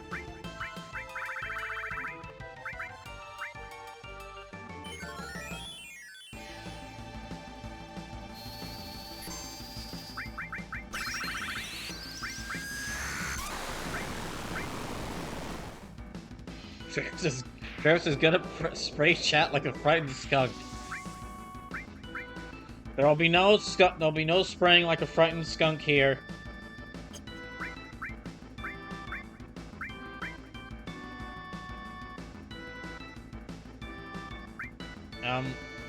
Let me stick to this team right now.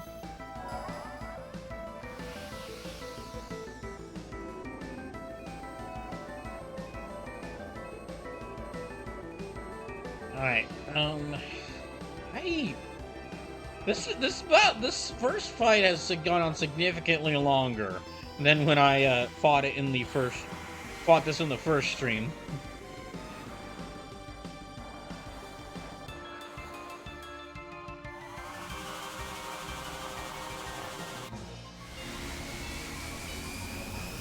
Seriously, watch your dang anime, Otaku. I'm getting to it, Sleepless, okay? Gosh, I know I'm far behind, but I'm getting to it. I rewatched Hinamaru's Sumo last week, okay? Happy? I am getting to it. Says, don't yell at Brawl, Sleepy.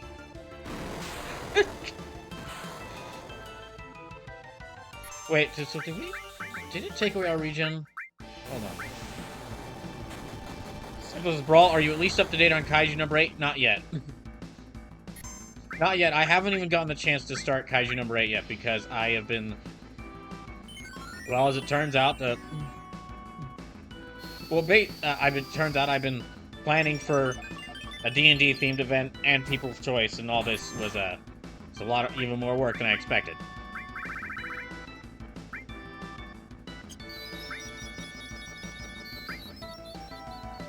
Dagger Hark says, yell at Trippy Sleepy. Treehouse says, never mind, yell at Brawl. What? It's finally happening. The mods are turning against me.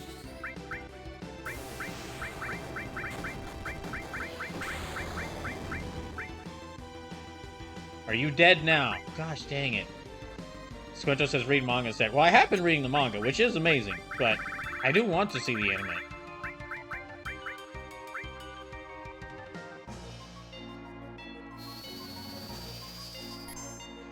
Slip says, Trippy, watch your damn anime, otherwise you don't get to give me guff when I inevitably write a review for Atelier. You're writing a review for a French dish? That's interesting.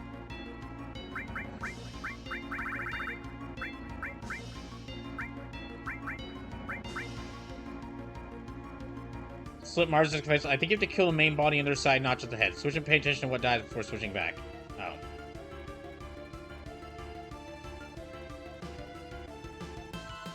Can we go back to the first version of this fight?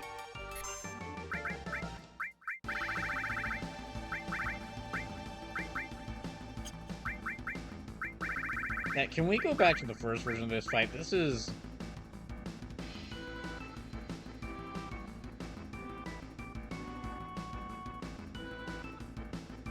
That feels bad. That looks bad.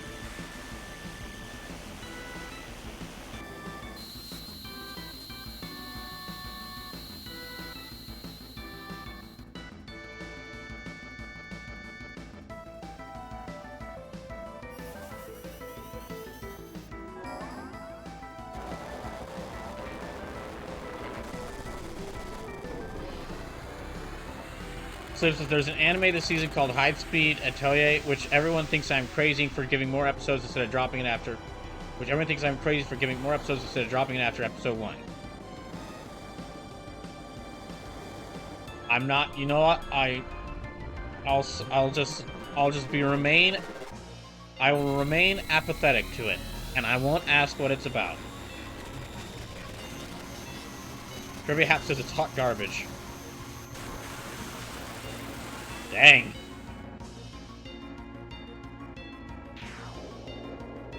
Do we get it? So just had more racing in episode 1 than MF Ghost.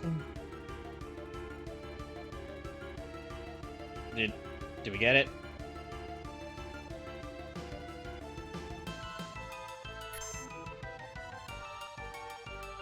Okay. Now can I attack this thing? Wait.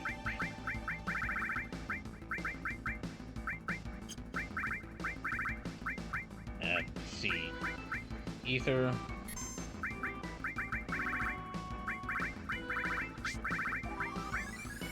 Turbo, Ether.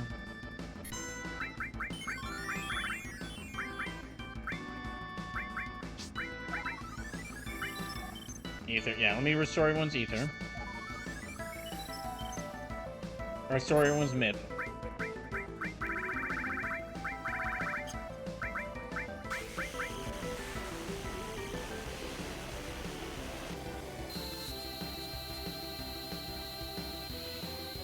I'm guessing we're making some progress because it's using this tack I never saw when I fought it the first couple of times.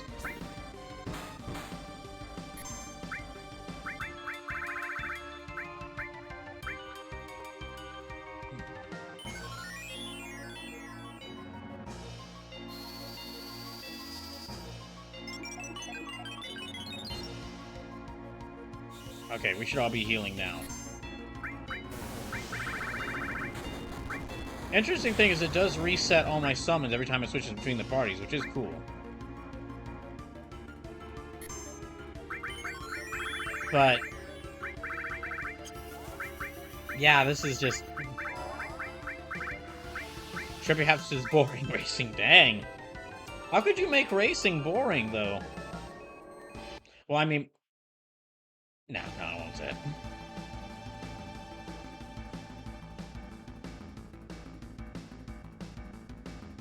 I was gonna make a joke about NASCAR there, but clearly people like NASCAR, considering how huge of an audience there supposedly is for it.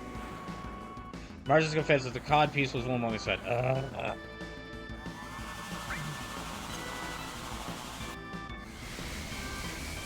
Yeah, this is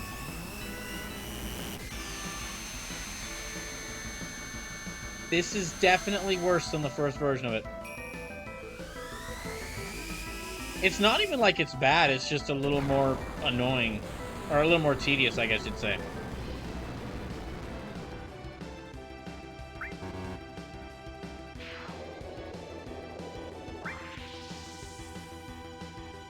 Strippy has his NASCAR. More like NAS put me to sleep. Slip says Trippy has high standards for racing, apparently. Well, I mean, I can understand having high standards for racing anime after Appare Ranman released. You gotta work hard to compete with Appare Ranman. Alright, Red 13's dead.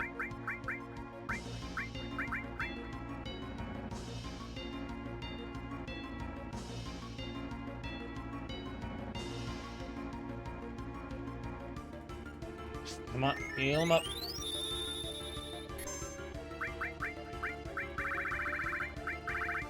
So I guess if I do lose this time, I will need to take some time to just add everyone's materia back to them. Which will take me like a couple of minutes. Because I need to prepare to fight with multiple characters. Barcesco fan says, we don't really fit the NASCAR audience demographic.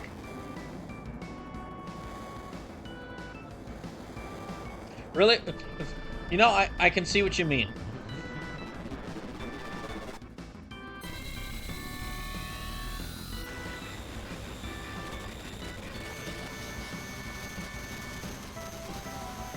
Oh, okay, I'm gonna check out how much health does this thing have. Seriously.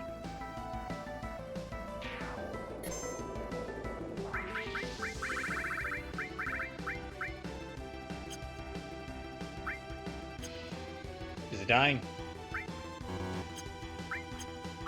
Wait, what's it doing? Okay. Alright.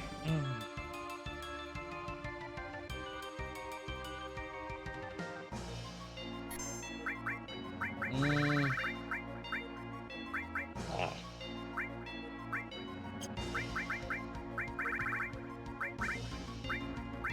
Good thing I stockpiled on elixirs. Wait, it took out my regen as well. Gosh damn it.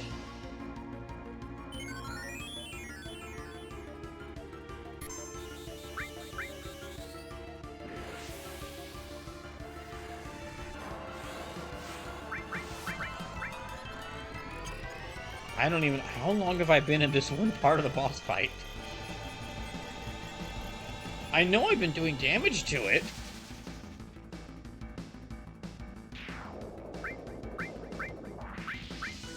I can't even trust that noise anymore.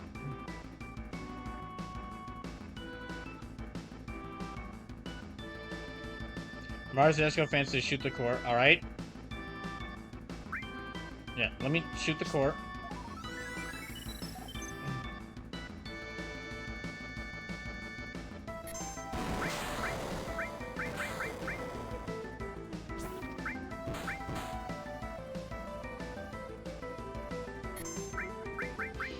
And hold on. Ultima, yeah, Ultima.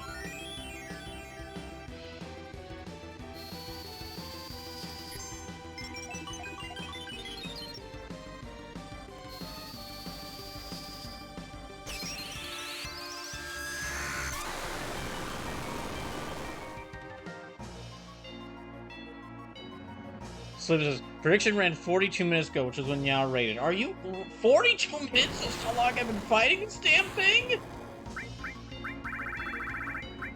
And now if it was like against the final, like the fully final, like against Safer Sephiroth, I get it, but no.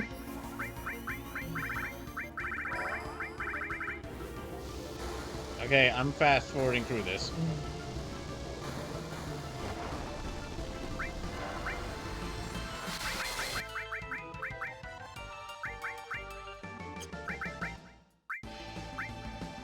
Can I attack this now? Okay, I can't attack it now. Good.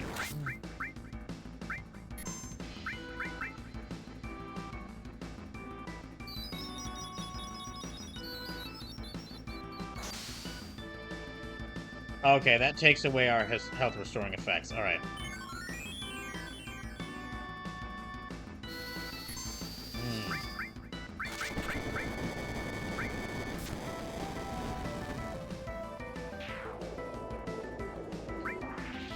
No, let me see if I can attack. Head force beaters. Gosh damn it.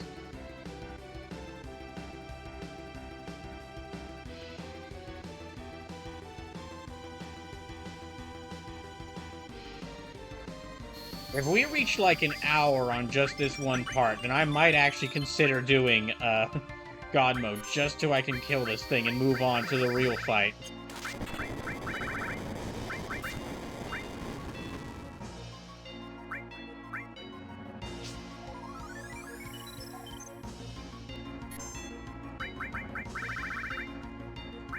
Okay. I've killed the core.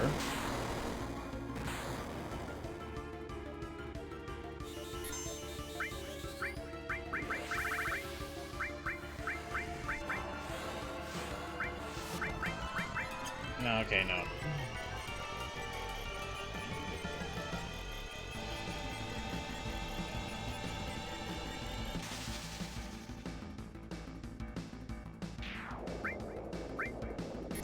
There, let me restore his magic. Restore her magic.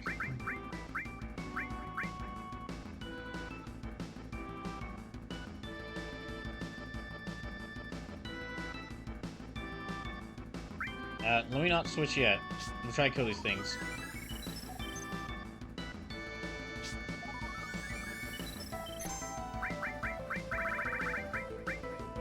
Okay, there's just one of them left.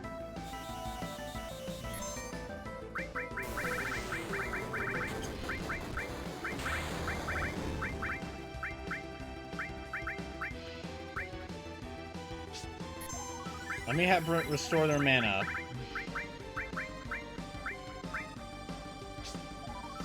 Because for the next part, and I'll have Cloud keep using Shadow Flare.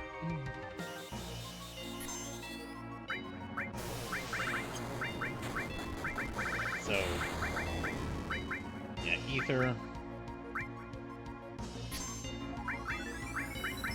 And no, gosh, damn it.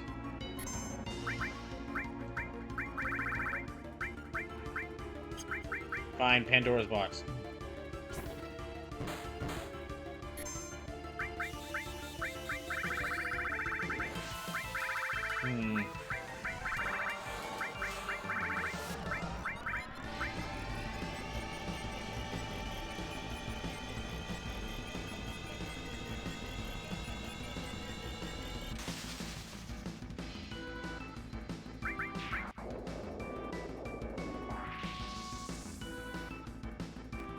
Alright.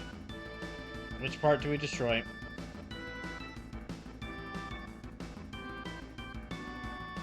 Which part we destroy? Okay. No, don't switch. Let me just kill this thing. If it's just one part, I'll just use Tifa's normal attacks.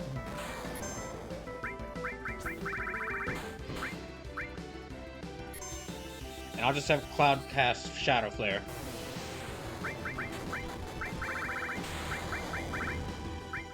Yeah, we still got, like, 42 ethers. We're doing fine. You know what? Now I'll have her use Bahamut Zero.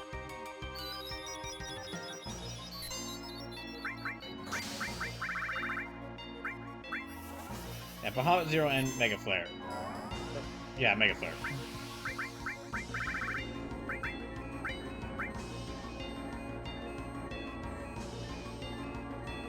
Come on.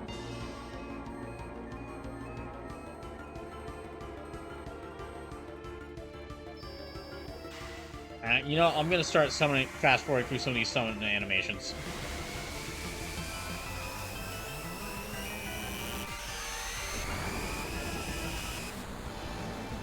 How much did that do?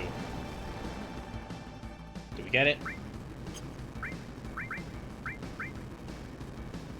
Okay, we did get it. Okay, alright, we're done with that. On to the next part.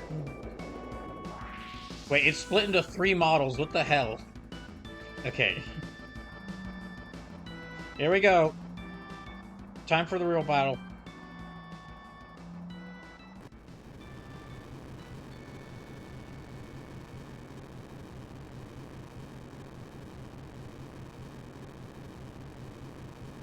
I really hope I don't have to fight this with 2 parties.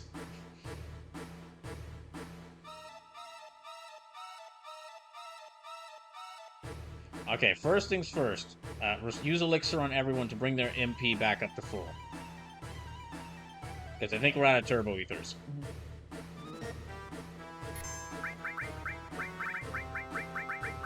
Yeah, we're out of Turbo Ethers. Okay, I've got like...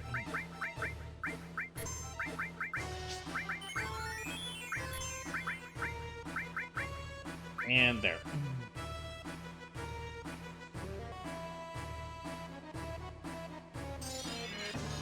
So anyway, here's Cypher Wall.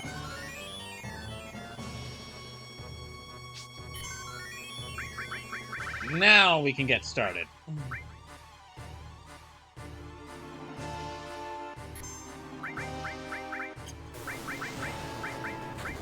There. Okay.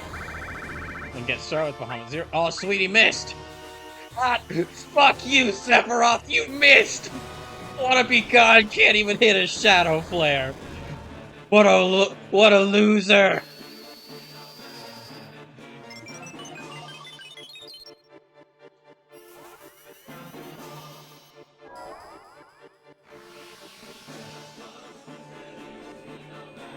That is amazing. I mean, I've said it before, but that is an amazing song.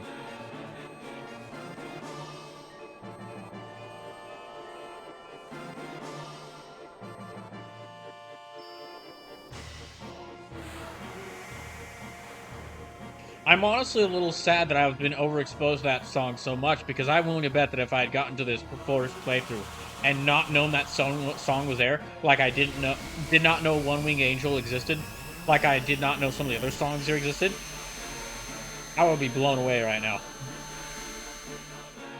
Like Sephiroth's about to be blown away by this orbital laser.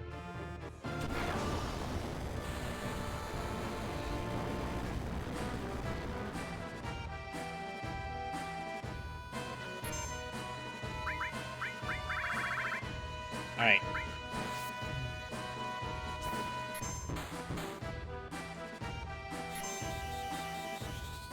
Oh wait, Tifa got her limit.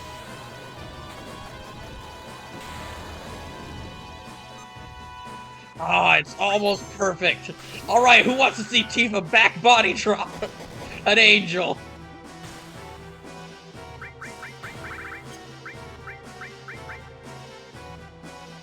She really just freaking picks him up and spikes him.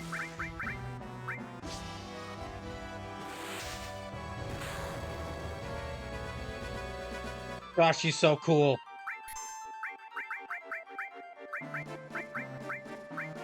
Okay. Let me heal her up, though.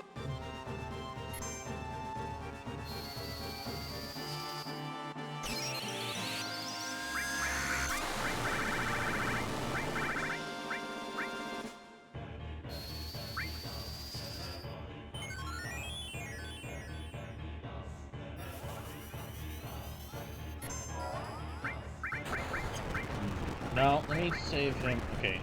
They all have regen on, so there should be good.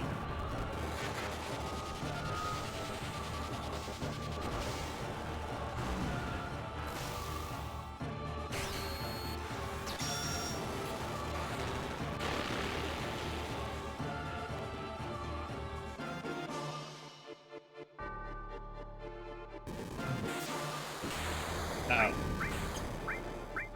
Ah, dang it.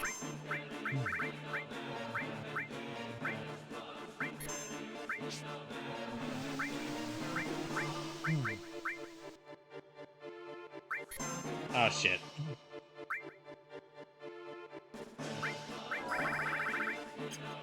Let me get her ready to use that Mega Elixir. Yeah, I'm gonna have her use that Mega Elixir.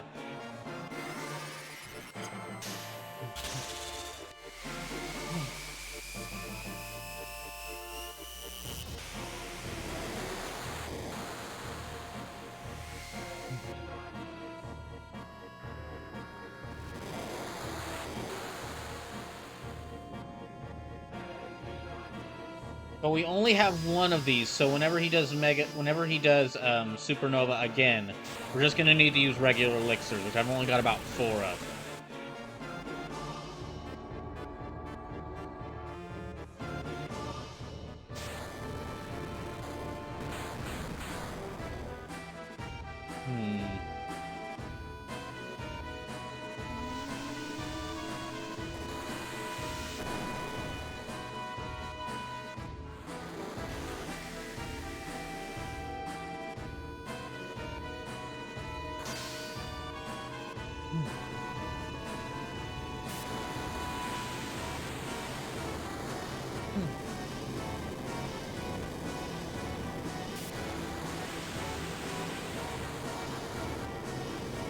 I would love to find out the story behind the creation of this attack, like how they planned out, decided to use, and like animated this attack, because I'm willing to bet it took them a lot of time, but it's so worth it to see. I mean, it's definitely worth it to see.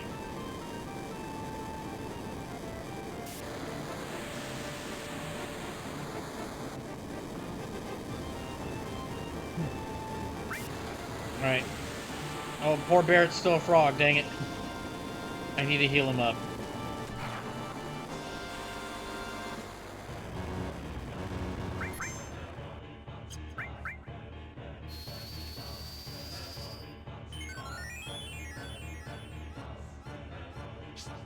Oh, I used that too soon, damn it. Okay, I only did one, but... Ah, this is gonna insta-kill one of them. Actually? No, that's still bad.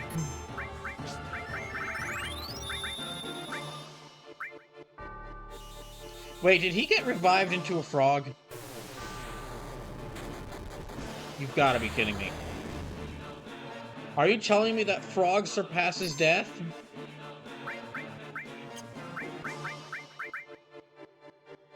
Okay, oh no, wait, no, hold on. Okay, I need to...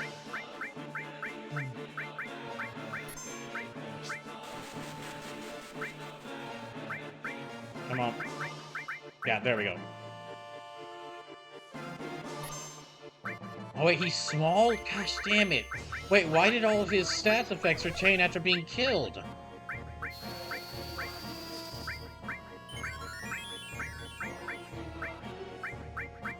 Wait, hold on. I should have something to fix against transformations. Just petrified, just change one for frog. Chocobo, it restores, cures fury. Oh, do I not? I thought I did have something that cures small.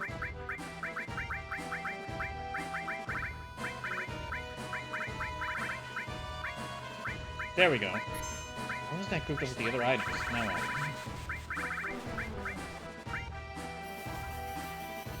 Okay, there we go.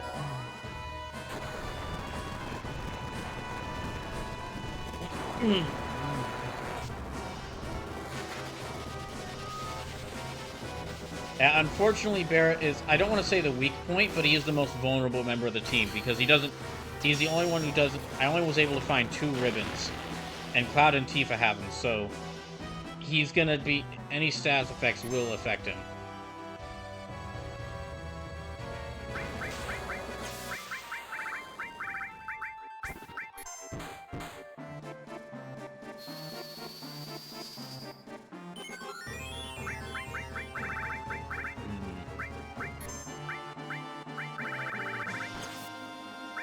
Gosh damn it.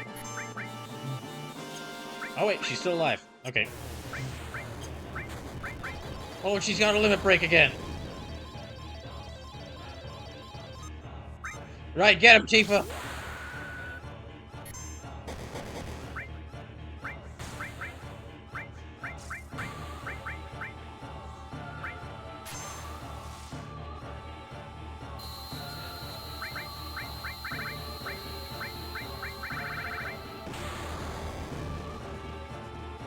By my guess, that did about almost 20,000 damage. Yeah, you better fly up into the air and run away.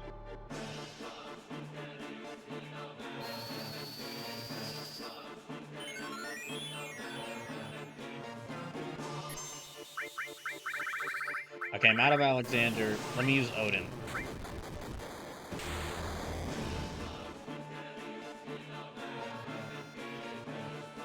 Okay, what's he gonna do now? Okay, that just... Okay, hit Cloud.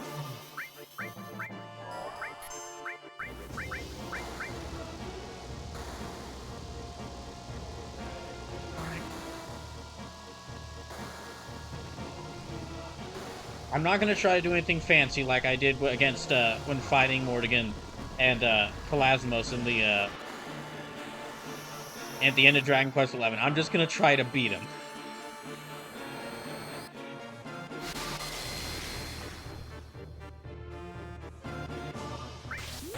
There.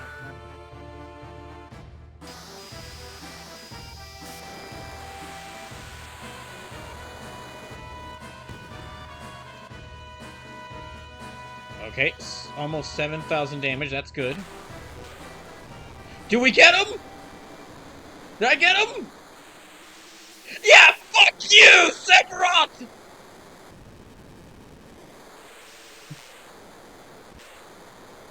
Couldn't even have your plans succeed unless a bunch of corporate idiots were helping you out. And they were trying to stop you.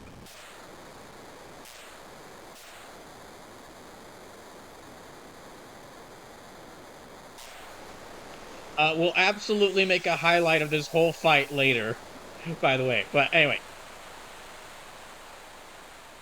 Crash Carry says the finishing touch was the finishing touch. He said I wouldn't do anything great, anything silly, and yet I ended up doing something silly right there at the end.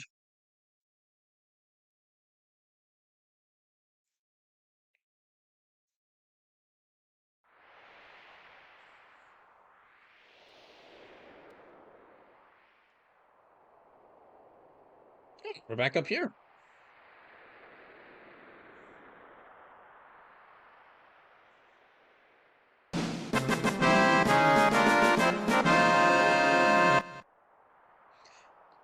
This is all we could do. Wait, what about Holy? What's gonna happen to the planet? That I don't know. Isn't the rest up to the planet? You're right. We've done all that we could do.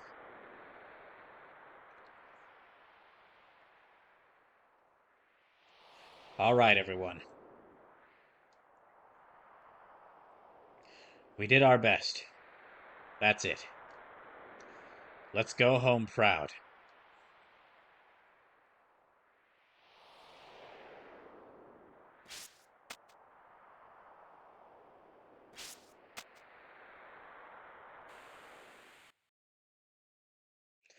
What? What's wrong? I feel it. What? He's still here. Still Cloud? He's laughing. Cloud! Cloud! Oh shit, what's going on? Towerhawk says GG Brawl. Thank you, Detective. Trippy says gasp. Thank you, Trippy.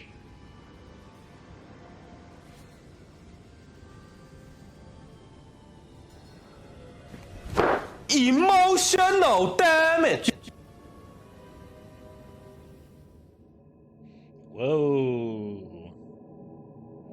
Is that a planet within the planet?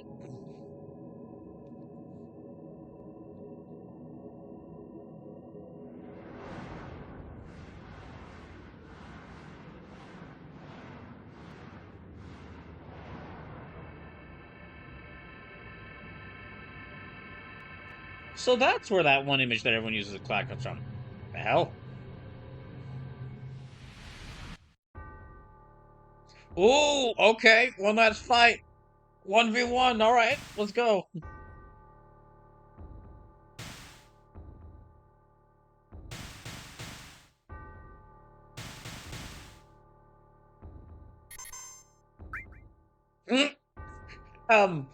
Anyway, it just Sephiroth. It's been a long playthrough. It's been a long playthrough. started in March. Been wanting to play this game on stream for many years. So I just want to say, after all this, die.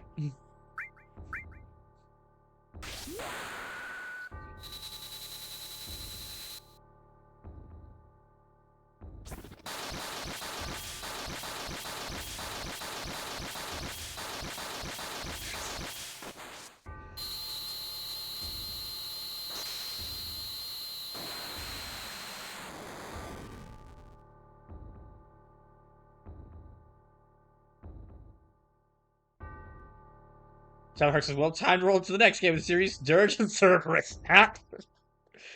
On the one hand, oh gosh, whoa. Okay, yep. Fuck you, Seth. Yeah. I would tell you to go eat some, I'd tell you to go eat some grass, but you probably don't even know what that is. On the one hand, that was awesome because he just fighting game comboed him to oblivion. On the other hand, that was kind of hilarious because they build up to this really big duel between the two of them. Sephiroth's got a sword drawn. He's gonna take this up. He's gonna take this wannabe Super Saiyan out one last time. He's gonna finally kill him. And Cloud's just like, nah, I'm tired of your shit, and just keeps stabbing repeatedly. Oh shit! Live stream.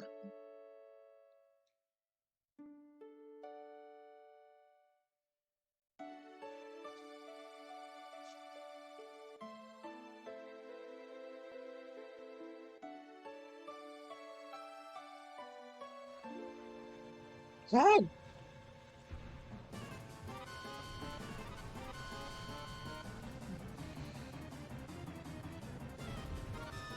Oh, come on, Cloud. Don't pull a Zidane. God dang it.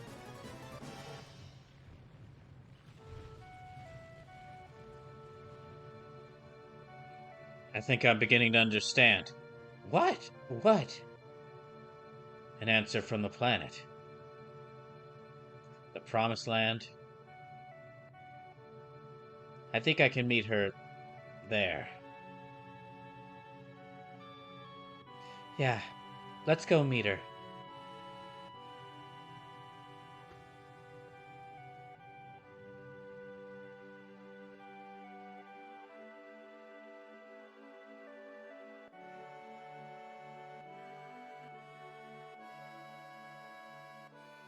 Hey, where is everyone? Hey! I'm glad you're all safe. Well, they all seem to be safe too. But now what are we going to do? Ollie should be moving soon. And that means this place will... Oh, Lady Luck, don't fail me now. I told you not to fail me now, you damn harlot!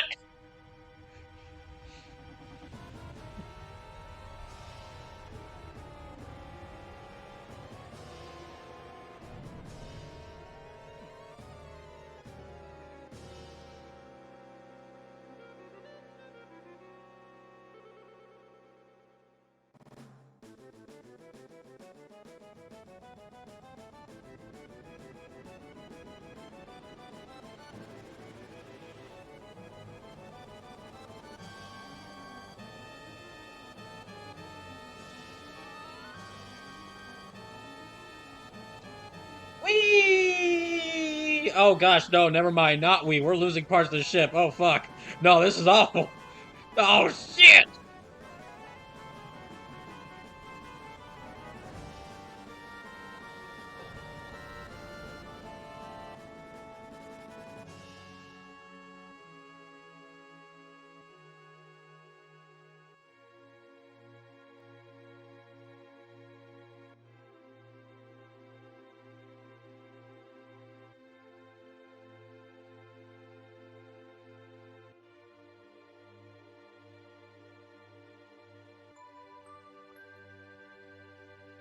Flower Girl?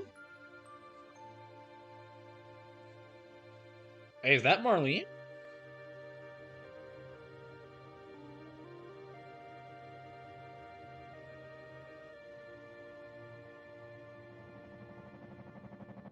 Oh, what the fuck? Oh gosh. I don't think the planet's happy with us. Uh, or Midgar. I don't look like the planet's happy with Midgar.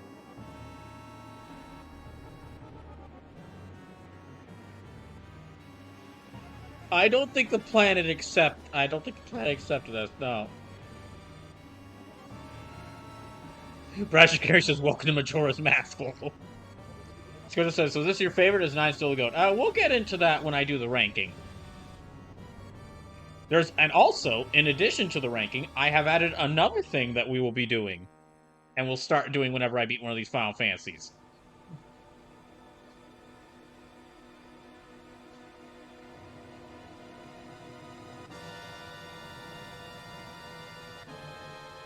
Oh, okay, that was Meteor. Oh, what the hell? Oh, that's right, Meteor is like some weird, almost parasitic-looking organism.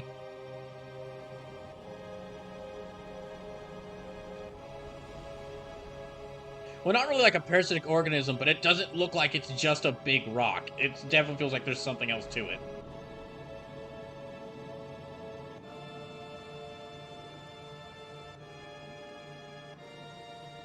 Honestly, Iwan looks even cooler now.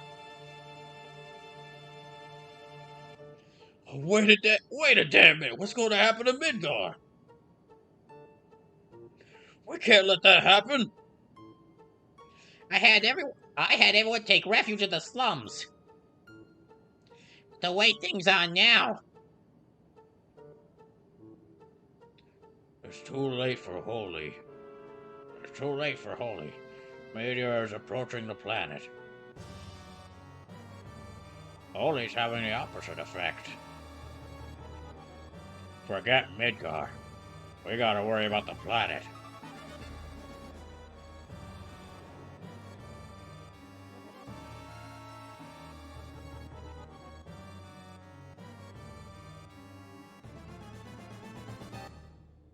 Wait, what's that?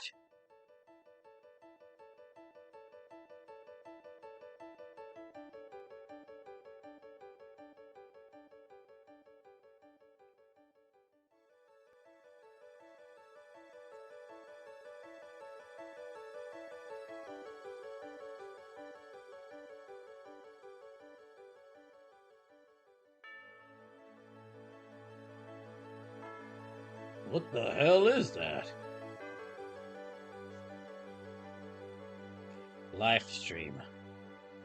It's the live stream.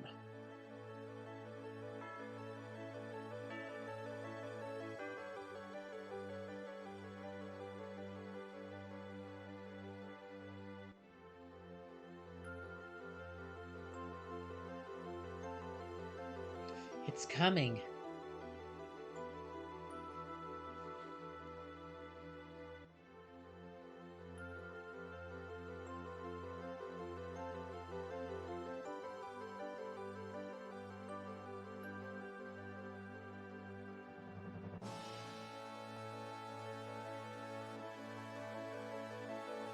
I just want to take a brief note. How hard it was for me to avoid making a live stream joke about this entire playthrough. It took so much effort to avoid making a joke like that.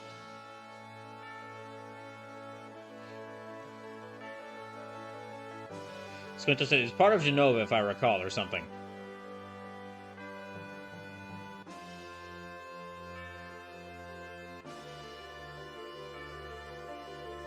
You know, that does make sense. Considering that they're like Genova, we keep seeing one Genova, but it's split into multiple. But Genova keeps appearing as like different shaped monstrosities. I guess you might have a point there.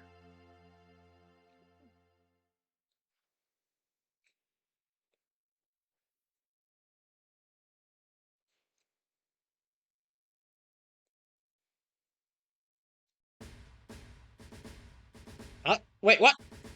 Wait, hold on, wait, what happens after? Hold on there a second. I'm guessing it saved the planet, but you gotta tell me what happened after.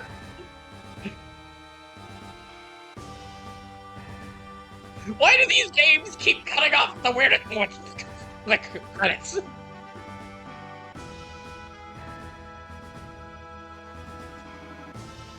Scripture says there's an F pressing. Well, I mean, I figured, yeah. I figured there'd be one. There better be one. Look, I ain't going back and watching Advent Children just to go see just to find out what happens after this. True App says, nope, watch Advent Children complete for more. No, I've done enough dilly-dallying, shilly-shallying to last a lifetime, okay?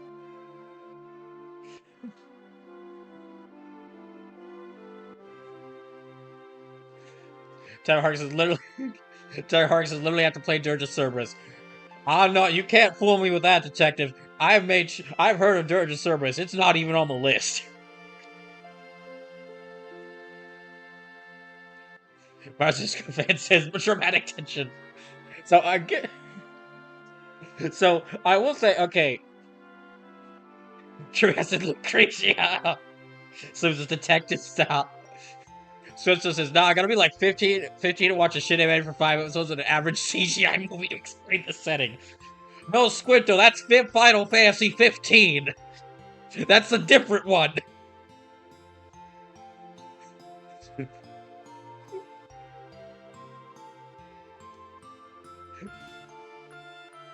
So, I guess I'll go ahead and say, it doesn't look like we're gonna do the mid-credits thing. It doesn't look like we're gonna do the mid-credits cutscene thing, so I will go ahead and show this over here. Squinto says, I did all that for a below average FF game. Which one? I'm curious.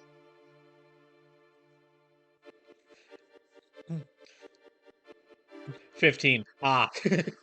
I got it right.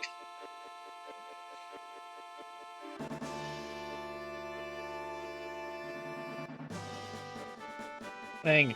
So I guess I will go ahead and show this while the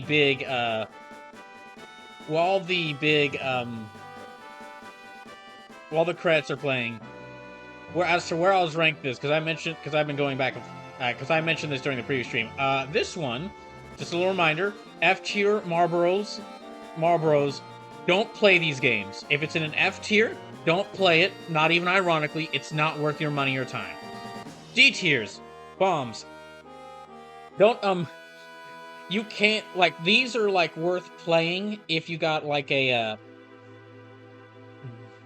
these are really mainly worth player as like an ironic, or I would say just like, you can play these if you want to see how bad they are, or experience what they're like. But these are games that are like, they're overall not a good experience, but they might have some like they might have some parts of them that are like worth mentioning or like worth keeping in mind. C tier Armaments, these are like average game. These are average games. It's a bit like, these are like the average games. They're like, there's enough good, enough bad in them to where like you could play this. You're probably not going to remember much of it. Or C tier is also like where I put the games that are like so bad it's good. C tier is also where I put the games that are like so weirdly hilarious in how awful they are that they go there. B tier is like good game, solid game, but it does have some noticeable problems, some very noticeable problems. Like a B tier, I enjoyed playing it. I had a great time playing it. Will never play it again. A tier, those are really great games. Like the problems in they still will have some problems in there, but an A tier is a game that I'm like, maybe I could see myself replaying that some years in the future. Like a Dragon Quest XI. That's a good example of an A tier in this. It's like, it can have some major, it usually has like one or two major problems, but it is like definitely worth playing. S tiers are like, they can have problems in them. S tier does not mean perfect. But these are like, as soon as I beat it, I want to replay it again, or I want to like see what's next in it. S tiers are like, basically, if someone were to tell me I can only play like so many of these games, where do I go? I would, like, if I wanted to start with an FF Final Fantasy game to get into the series, or why is FF important, I'd point them towards the S tiers. These are like the games that I'm like, you should play the S tiers. And with that in mind, I'm gonna place the original Final Fantasy VII, and just to show you how many freaking games we got down here, dang it, I'm gonna put the original Final Fantasy VII in S tier. There are issues with it. Even me like being kind to it because it's an early PS1 game. There are issues to it with like the UI and like the game with the port of the game crashing and the port of the game crashing, the UI like moving stuff around between characters, how clunky it does feel a little bit. However, that is made up for. Like the story, incredible. I am a person who I have played tons of RPGs. I have played tons of RPGs. I've seen stories. I've seen these kinds of stories told hundreds of times. So when I say that there was stuff in here that I haven't seen. Like there was stuff in here I still haven't seen used a lot of. That's amazing. The the setting of like like FF6 had a kind of like a Magitech setting. This rolls with it. This takes like, what if we got like robots with dragons and like ancient weapons? And I am sadly gonna, okay, I'm gonna have to pause this for a second now. Hold on.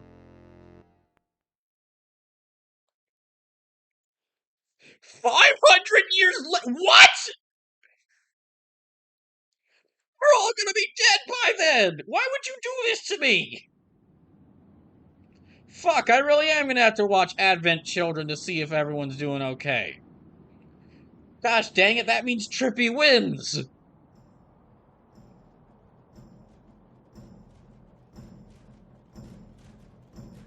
Oh, Red 13 has Cubs.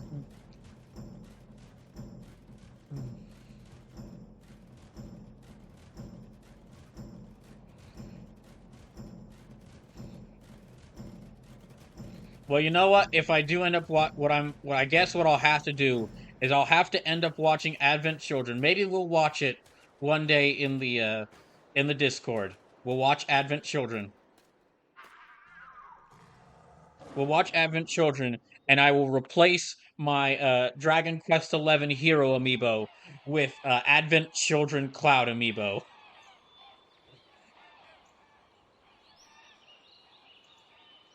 Oh, that's cool. Okay, so it turned into like a forest place. Oh, that's really okay, that's cool. But like 500 years later, I want to see how everyone's doing.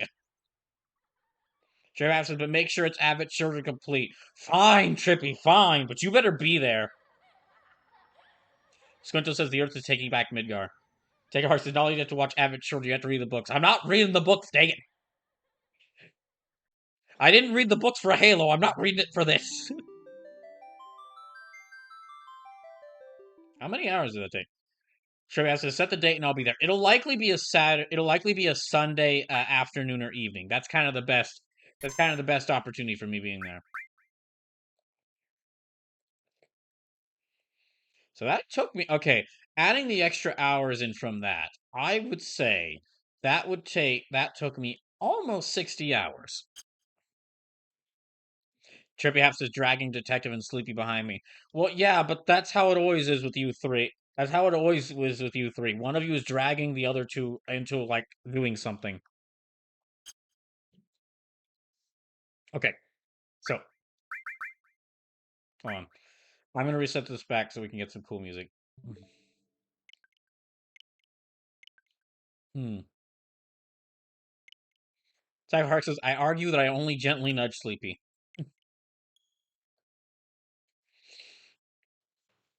So let me let this play. So yeah, let me get back to this.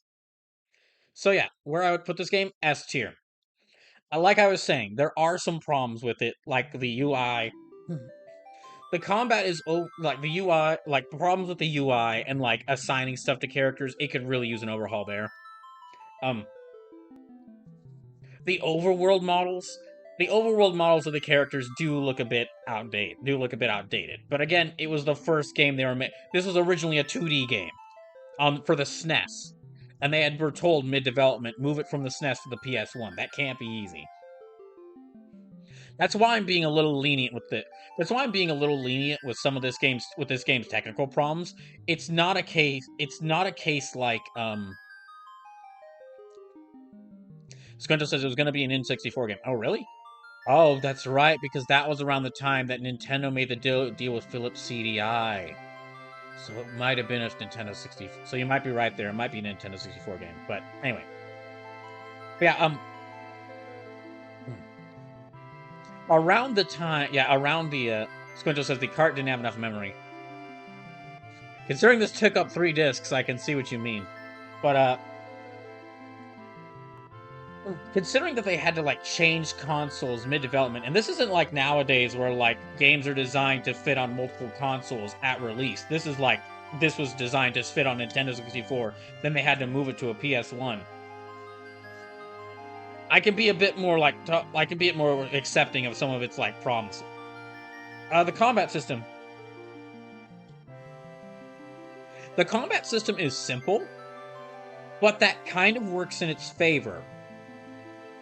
Oddly, this is like, I know for certain, this is a game that I know a lot of people, this was their first, like, the first RPG that got them into RPGs, and I'm willing to bet part of that might have been because of the combat system being simple.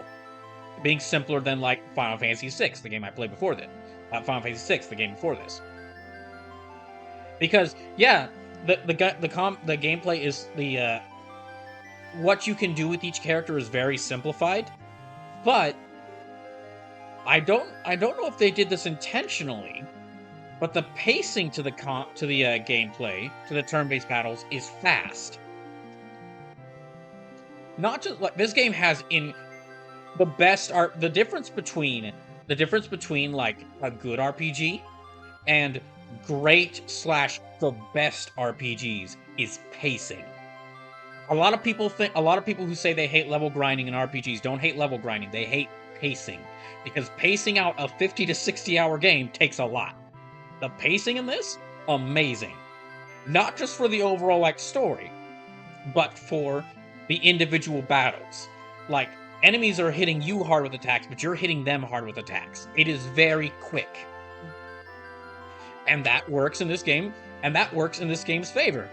Trippy Hap says, I love level grinding. Sleepless, get out of Trippy's account, dang it. Look, I get it. He accidentally banned someone. That doesn't mean you should hack into his account, Sleepless. Gosh dang it. I can't look. I can excuse an accidental, like, bot banning. I can't excuse someone hacking into another person's account. We can't accept that here. Trevor Half says, let me cut through the later half of a game like a hot knife through butter. Squinto says, I like level grinding if I like the gameplay. Yeah, well, grinding, I should be clear. Level grinding can be good depending on a game. Because, like, there have been games which have made level grinding fun. It depends on how, it's not like it's a case-by-case basis. It's not exactly this is more so me talking about, like, there's quite a few people I know who say that who will always say that they hate all RPGs just because they say they hate level grinding. But anyway, getting back to what I was saying. The gameplay is fine. The character, what really brings this into this is the story and the characters, I'd say. Now, normally, I'm a gameplay sort of guy. If the story's great, but the gameplay ain't good, I don't, that docks a couple points for me. In this case, the story in this is so good, and it's mixed with, like, really good gameplay. This is a case where, like, despite this being, like, a really cinematic story, I think that watching it isn't as fully experiencing it as playing it. I think watching someone play it is a great idea. Please don't leave. But if I had, like, fully experienced this story by watching it, I don't think it would have hit as hard as, like, me fully experiencing the story by playing through it first.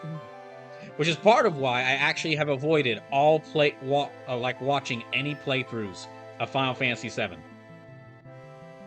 There's a couple other games like that. But this is one of the things, and I don't. They weren't intending. The writers were not intending this. This is just a happy but also sad accident. The story actually hits harder today than it probably did in 1997, and I'm sure it hit. And it did hit hard in 1997. Throughout the 80s and not. From watching so many mech anime, from watching so many older mech anime, I've noticed in the 90s were often a time of stories about the importance of the environment. Like this was released. This was originally this started getting worked on in 1994, the same year that Mobile Fighter G Gundam was airing. And both this and Mobile Fighter G Gundam are both really big, silly stories that at their core are like the saving the planet, or keeping the planet safe, or taking care of the planet. But them, I would actually say part of why this works really well. I mentioned the characters. Characters are real. There's not a character I disliked in the main party here. I honestly wish I got to spend more time with them. That's going to be one of the reasons I'm going to be looking most forward to FF7 Remake and FF7 Rebirth. I want to spend more time with these characters. I am sad that I only got to spend so much time with them, because I could only fit 3 characters in my party, and the other characters just kind of went away while I had 3 characters in my party. The music in this, this is one of the best video game soundtracks I've ever heard. Incredible, absolutely incredible. I do not know how the remake and rebirth games are going to try to match up to this music. I don't think they can. But yeah, going back to just characters for a second. Going back to characters for a second. Some of them I like more than others. I think it's very clear that I really like Aerith, Barret, Tifa, and Cloud the most.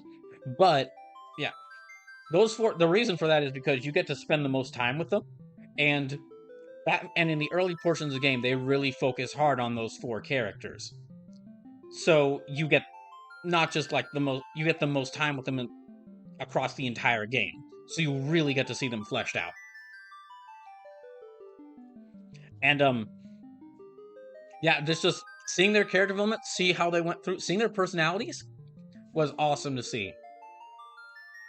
And I knew Aerith's death was going to happen. Even though I didn't watch a full playthrough, if you were watching YouTube,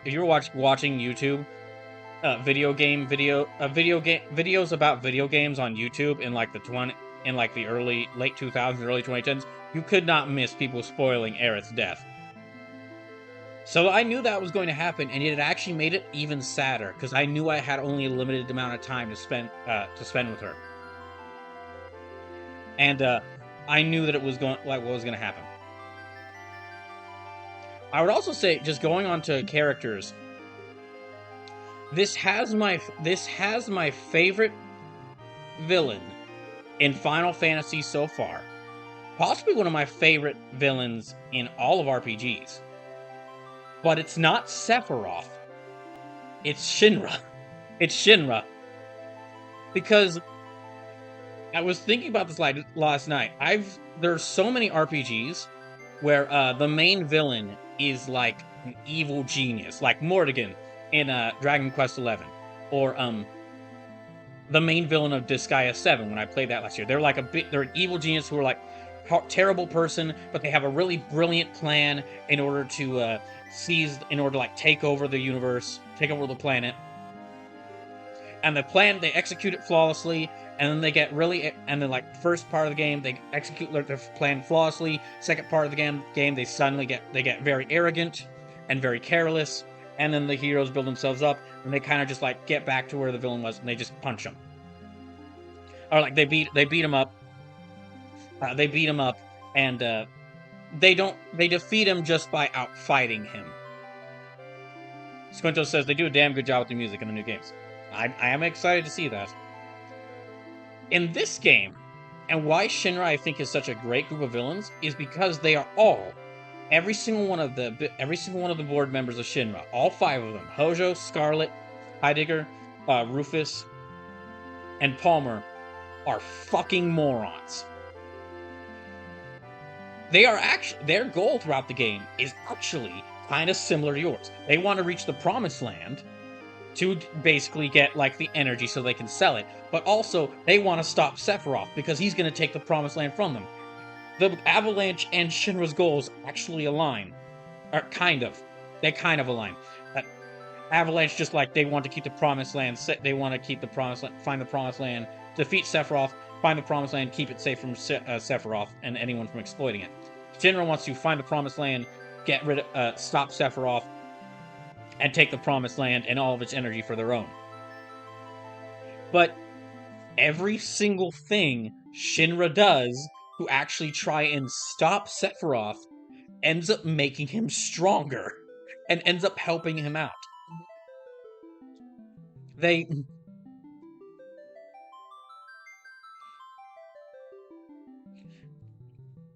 excuse me, just a second. Like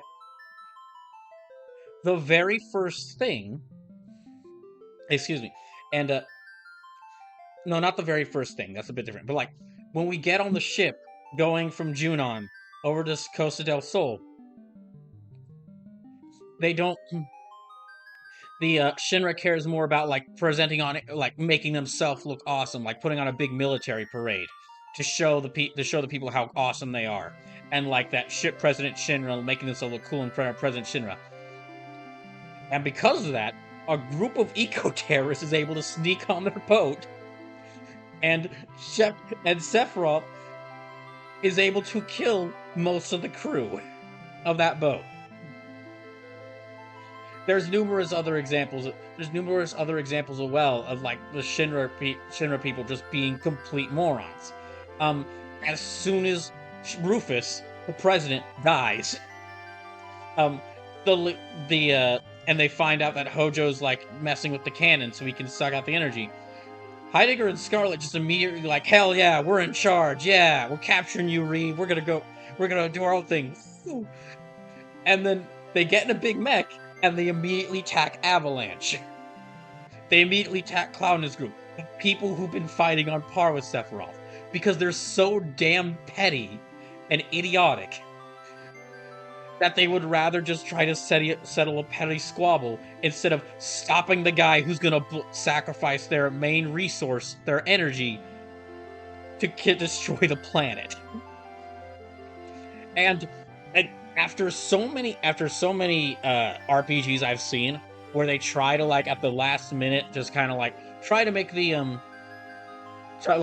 give the villain like really intelligent, and then just at the end they're like, well, he actually had a tragic backstory and maybe he thoroughly felt bad about what he was doing. It is surprisingly refreshing to have the main group of villains, like not the main villain Sephiroth, but like the main group of villains be such petty, stupid assholes.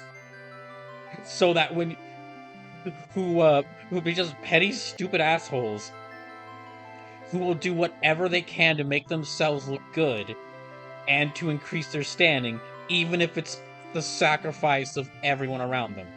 Because it shows, and the reason why that's refreshing is because it shows doing that is terrible. But basically, because going to something Squint would ask, like, which do I like more, Final Fantasy IX and FF7 or FF7? I would actually say between these two, it is even. I'd say between these two games, it is even. I cannot pick between these two games. I've been running this over in my head for days on end. Which of these two I like more? And there are things I really like about both of them more than the other. I think some of the characters in FF9 are overall more well written than some of the characters in overall the majority of the cast in FF7. Because some of the characters like Vivi are just really, really well handled. But there are no characters in FF7's cast that annoy me, like there were one or two in FF9 that did, and they was like noticeable when they did. I think the soundtrack is I think the soundtracks in both games are excellent. I think this game's soundtrack is a little bit higher. Tech Hark says that's some real sleepy pandering. No, it'd be no, Detective. That'd be sleepy pandering if I were to put FF3 in S tier. But the Mars Disco fans, I personally think FF7 is better pacing and a tighter battle system, but I can also understand people who prefer FF9. The thing is, they're actually really different in so many areas that I'm like, I can't. They're both on the same system. One is both are PS1 games, but they actually feel like they're from very different eras, just because it's so many different things. I'd say overall the look of FF9 is better. I really like the setting. I really like the style of FF7, but I'd say just overall the more detailed models in FF9 just look a little better because it's a late PS1 game when they had really nailed how they wanted the game to look. I think overall the battle system between the battle systems, I think I'd rate both about evenly. FF7's is simpler, but it's faster. FF9's is a bit more to it with like character equipment giving skills. Yeah, it's got a bit more to it with character equipment giving skills, but that also just ends up meaning that it falls into a similar problem FF6 had, where some characters are just unambiguously better to use in battle than others. Like and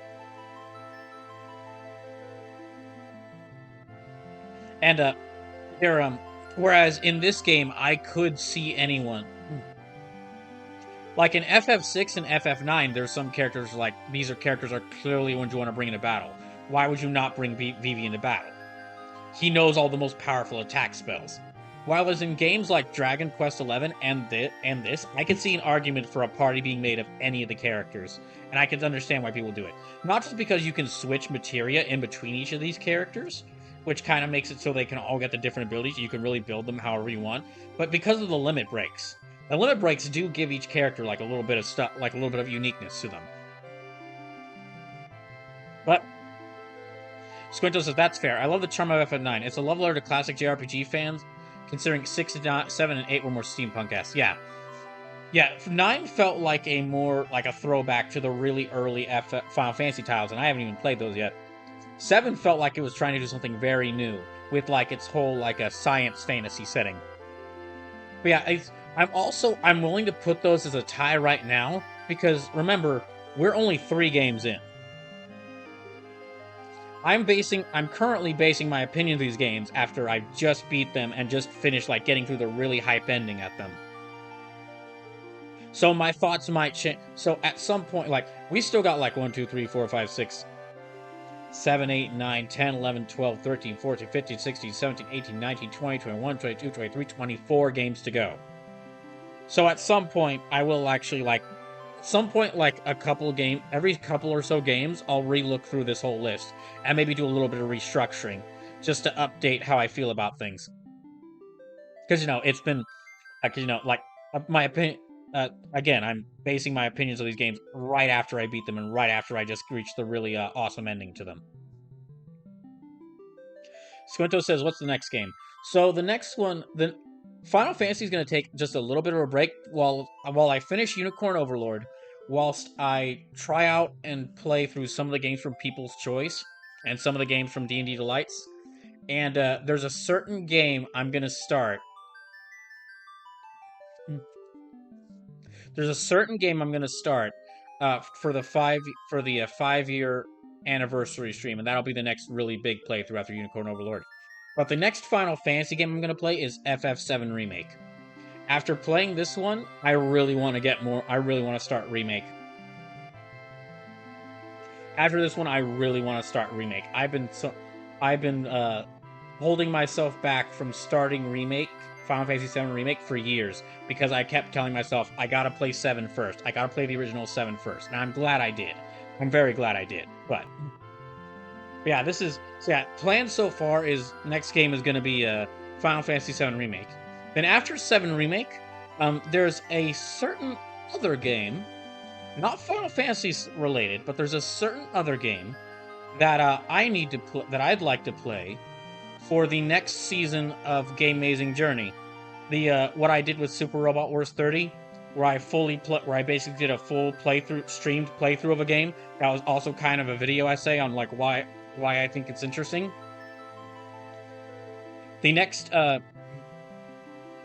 that'll be after FF7 Remake. Squinto says, surprised you ain't diving into 10. That's a game a lot of FF fans hype up, and it is a good game. 10 is definitely one of the ones I want to start. 10 is absolutely one of the games I want to start, and that probably will be in the start of like Wave 2, is like FF10.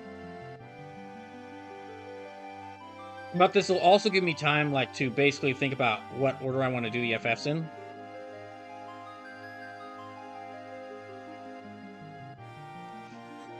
Marzisco fan says, could we talk about the ending? When I first finished the game, my interpretation was pretty bleak, but in a way that didn't bother me so much. There's an element of tragedy behind most of the characters. The big three are driven more by revenge than altruism. There's also a sense of cosmic horror that permeates the narrative. I would say they're not driven... At the start of the game, they're driven by revenge. And they're driven by the revenge and altruism. They're driven by both.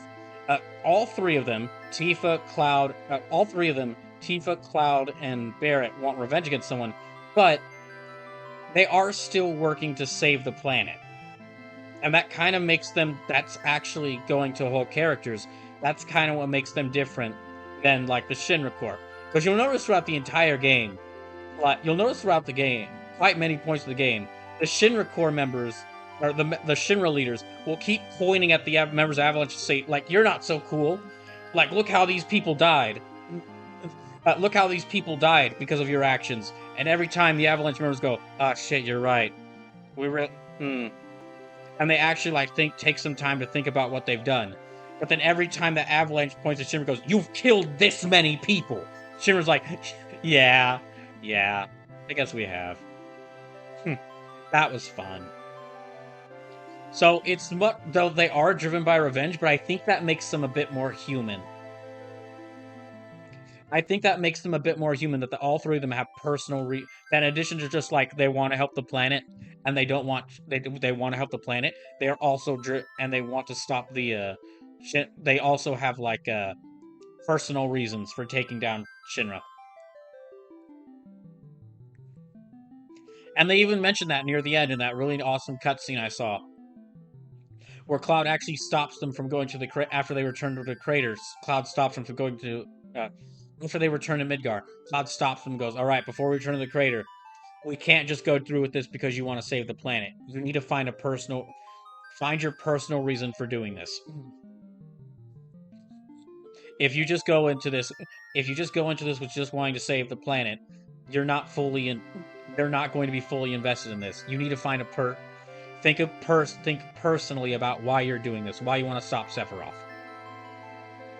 Which that cutscene alone elevated it to an S tier for me. So yeah, that is basically it. FF7, it's like right here next to FF9. Just consider them like right next to each other. One's not ahead of the other. They are both tied right now. And this might change as I play more games. But now... And then yeah, the next FF game will be FF7 Remake. But I got a lot of games. So. But now... I mentioned that there was something else I was going to start doing. Now that I've beaten FF7 and have gotten through 3 Final Fantasy games. And what that is, and this will probably be the last thing to end the stream because it's already like 10:30 because of how much I've been talking about this game. We're going to just see. I'm going to start keeping track of my favorite party members. I can't do a giant tier list of all the Final Fantasy party members because that would be hundreds of characters for me to keep track of, which would be impossible. But I basically, for every time I beat one of these games, I'll go through all the party members I saw.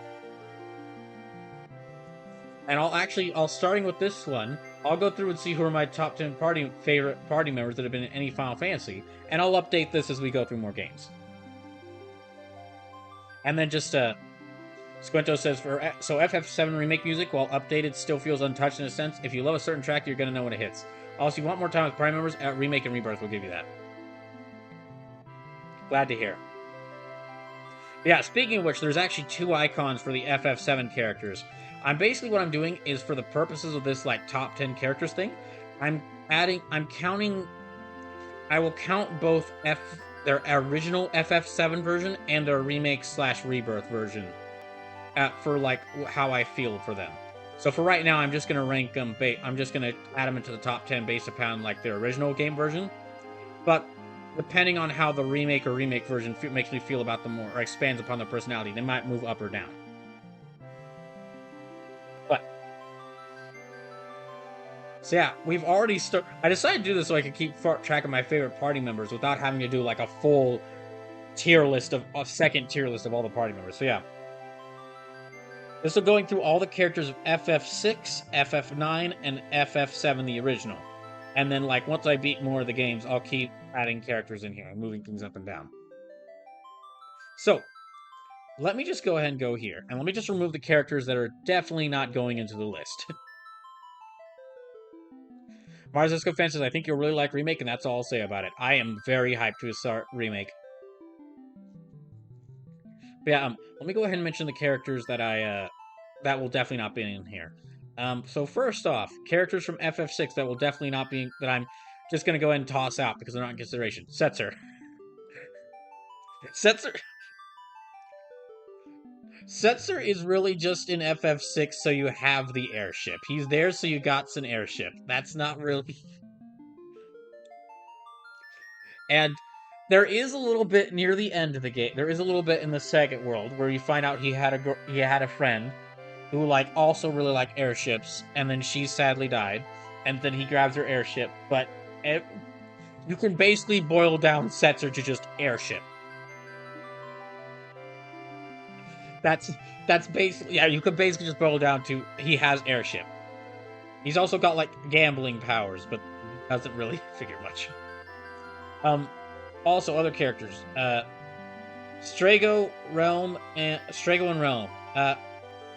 The idea like old man and granddaughter, and the fact that that Realm is secretly the daughter of Edgar, that is pretty interesting.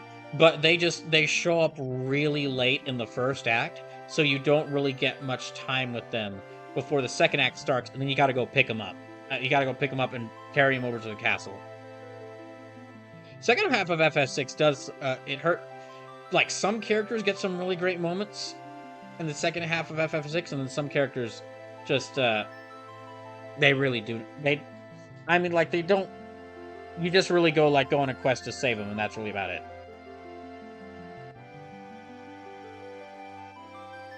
So yeah, no Realm, no Strago, and also no Shadow. I can see why people like Shadow because I can guess why people like Shadow because he is a cool looking ninja, but Shadow was like okay to me. He was just like the kind of shows up, goes, I can't work with you, but I can't work for you, but I'll work for you this time. And really him just like leaving and joining the party at random moments just got more like annoying. It got more annoying because it's like in a game where I need to like know what characters I'm using and know what like who I'm using and what they have. Having Shadow character who shows up and then you have to use him on the party and you can't be certain where he's showing up unless you have a guide, it gets annoying, especially in like the floating continent, where a contributing not the main factor but a contributive factor to me really not liking that place was like me having these three ready team members, and then I was forced to bring Shadow in, and because he kept leaving and joining before joining the floating continent, I couldn't level him up and I couldn't get him ready for this. I couldn't get him ready to deal with the trials of the floating continent. Then also just also gonna remove Cyan. Cyan has an incredibly tragic. He does have a really tragic backstory. He's got a really tragic backstory. Oh, dang it. He does have like a really tragic backstory if you go into this castle and his whole family being killed. It's basic. He doesn't have much. I should have said this at the start. I'm mentioning like ranking these characters upon like where they are, like what their role in the story is, what their personality and character is, like what their role in the story is, how much development they get, what their personality and character is like, and what their personality is like, and also how good are they mechanically? Like, how good are they in the how good are they mechanically? How useful are they? How much are they worth bringing into the party in a game where making the right party with the right set of skills could mean victory or defeat? And Cyan, again, very sad. He's really all he's got. Really, all he's got is that one big opening tragic moment for him. And then, like, okay, he's a knight with a cool samurai sword, but as a physical attacker, why would I ever bring him on the team when I got Sabine here? He sadly falls very far behind Sabine. Then,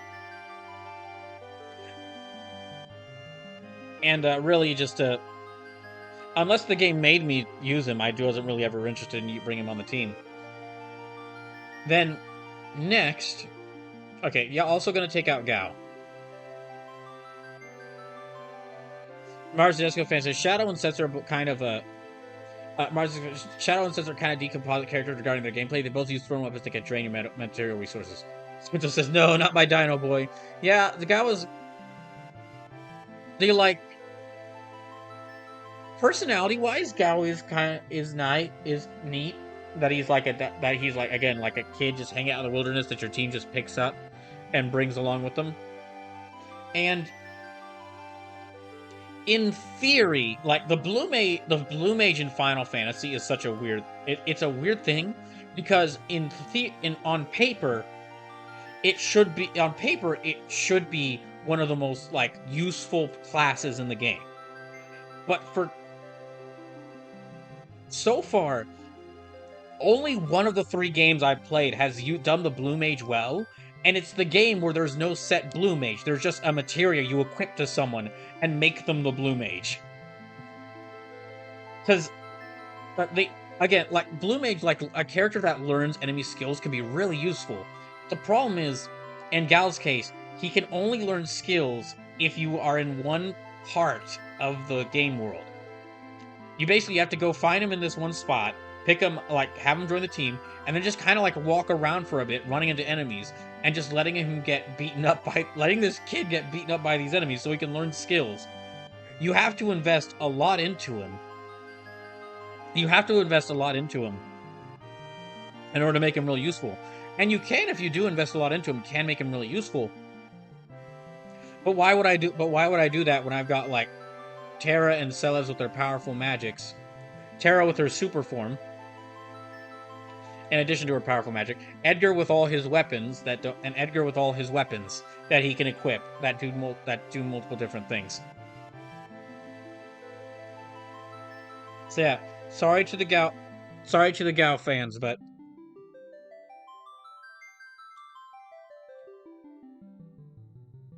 sort of another character I didn't really ever consider bringing on the team unless the game made me.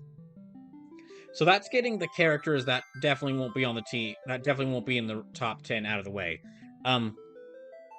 Going down here, so like, okay, going down to FF9 and what characters will not be considered for the ranking. Will not be considered for the ranking. Going down to the characters I can just throw out, get rid of immediately. Steiner. I know Steiner is a fan favorite for a lot of people. I found him so annoying. In the start of the game, when it's just Zidane, Vivi, Garnet, and Steiner there as like your 4 main characters, and it's all 4 of them being like a comedy group with each other, being all 4 of them like bouncing, like being like comedic with each other, being like basically messing with each other and like getting in each other's way. Then it's fine. Then Steiner's fine. He's like a foil to Zidane. He's like a foil to Vivi. He's a foil to Garnet. He works in this 4-person group. But as soon as the party splits up, and they start introducing more characters, he becomes so annoying. It gets to a point.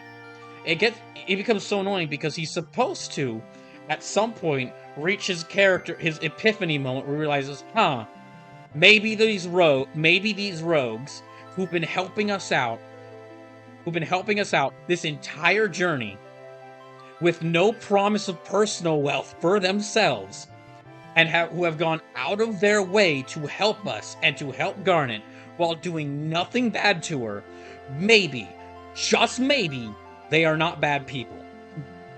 He's supposed to reach that epiphany at some point. But I don't even remember if he does. He just keeps, like, okay, getting angry at Zidane for Zidane's actions, that's fine. Getting angry at the other members of the Thieves group because, like, how dare you tell Princess Garnet? How dare you lead her astray and make her do these awful things? He just gets so whiny. He gets so whiny, and as far as, like, his stats as, like, a physical powerhouse, I'm sure he's, like, as a tank he'd be good, but, I mean, by the time you really get him back in the second part of the game, you've had Zidane the whole time, and Zidane has been, like, powering up. Throughout that whole time, Zidane has been just getting more powerful and more powerful to the point where he kind of makes having Steiner on the team not really useful. So it says, what? Brawl, how dare.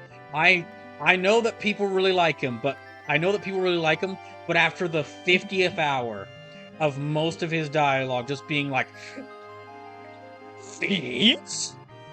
You ruffians? How dare you talk to Princess Garnet, you ruffians? It's like, alright, I get it. You hate poor people. Please. Have we reached your character development yet? No. Okay. Now what are we gonna do? I'm going to yell at the thief some more. It's like, okay, fine. Go away. As for other characters I can take out from FF9. Yeah, other characters I can take out from FF9. Aiko. I'm not generally the biggest fan.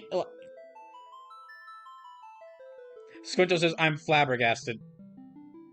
Again, in the early portions of the game, he's great.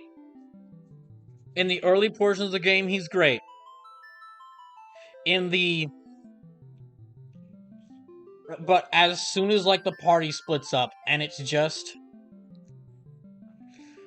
as soon as the party splits up, and he just, like, he just keeps whining the whole time.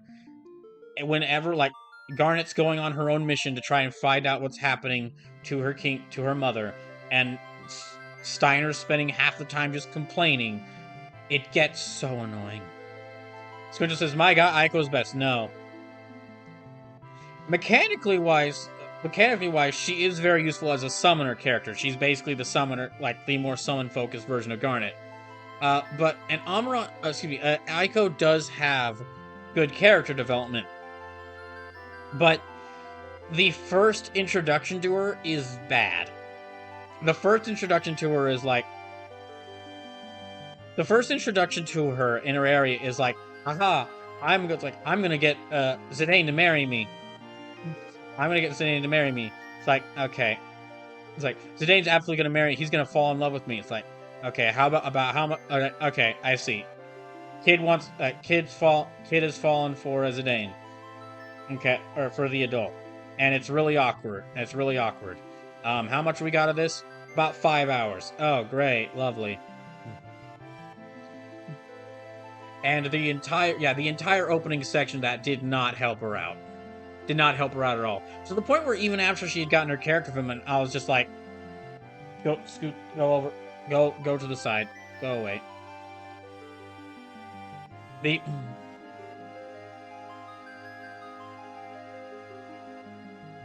Like, her being... when they do reach her character development and she starts becoming more friends with Garnet, it does get better. And she does get better.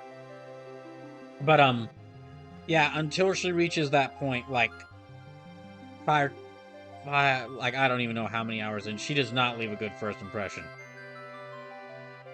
Also, characters that I can just take off from Final Fantasy IX, Amaran. Amaran also, kind of similar to Strigo in Realm, he suffers from joins too late. He's like, aha! I was like, yes, another, DPS, or excuse me, not DPS, another, like, physical fighting focused character. after you've had Zidane for most of the game, and he's been powering up. Like, is it? And his whole like lone wolf attitude can be fun at times, especially how he like clearly doesn't like most of the other party. It can be pretty funny at times, but other times it's just like he's just kind of standing there and you're wondering like, he could really leave and we wouldn't really miss much.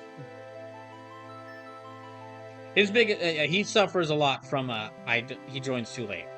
As for characters from FF7, I won't remove anyone.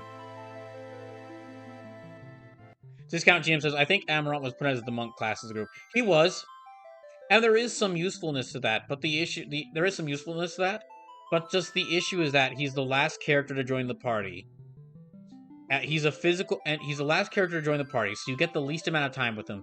And he's a physical fight. He's a speedy physical fighter in a game where the main character that you have to keep on your team is the main character you have to keep on your team whenever he's on the team is the speedy physical fighter. Like, there is no point in the game. There is like unless I'm forgetting something, there is like no point in the game where the party splits up and like Zidane is in one group and Amarant is in another group. Yeah, and like at all times, if I'm trying to remember if after Amarant joins, the party does split up, and if they do, I think all times that it happens, Amarant and Zidane are on the same group, and you have to use Zidane if he's in the group. So why not use your limited spots in the party for characters like Vivi or like Vivi or like a healer or like a different sort of physical fighter. Also, hi Discount GM, welcome in. If you're just tuning to the stream, I beat Final Fantasy VII already. And I ranked it in S tier. It's now tied with FF9 for my favorite Final Fantasy game currently. But we are only about 3 games in, so we'll see if things change. Yeah, I won't kick any of the characters from FF7. I liked all of them were like varying degrees of like fun for me. All of them were at least pretty fun, and they all had a different. They all mechanically were like because of their limit breaks and the differences between their limit breaks, they were all like a little bit different. Personality-wise, they're all kind of different.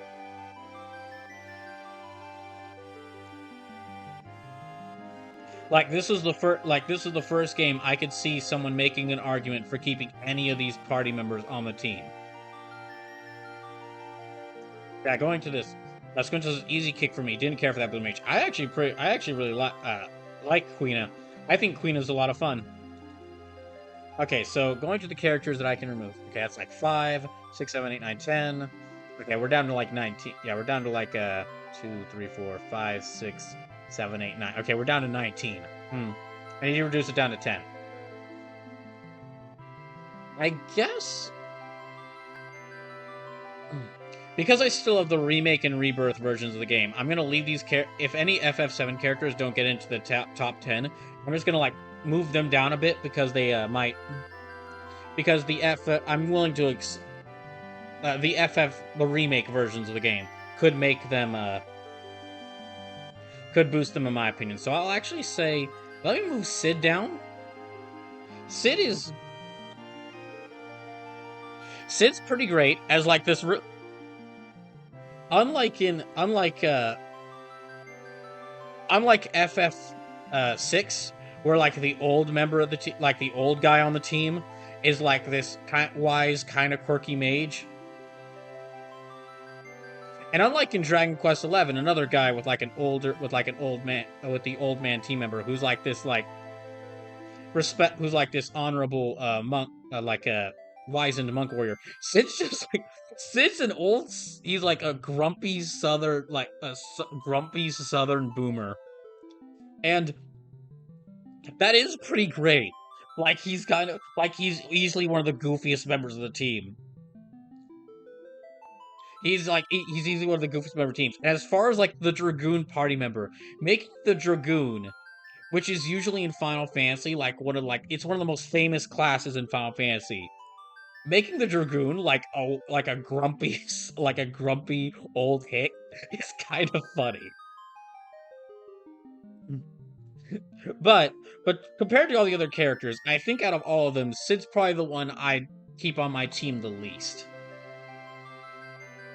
The limit breaks I saw for him, while the Dragoon while his like Dragoon kind of theme limit breaks could be fun, there's just like compared to like Barrett's like big multi-enemy attacks, Cloud's like variety of moves, and Tifa's just stringing together fighting game combos, Aerith's healing moves, Sid's limit breaks don't really interest me as much. Although he does avoid like late character joining syndrome.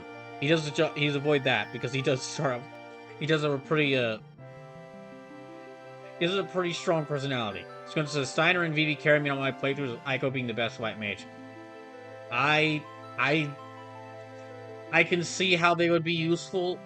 I can see how someone would want to use Aiko and Steiner on their team.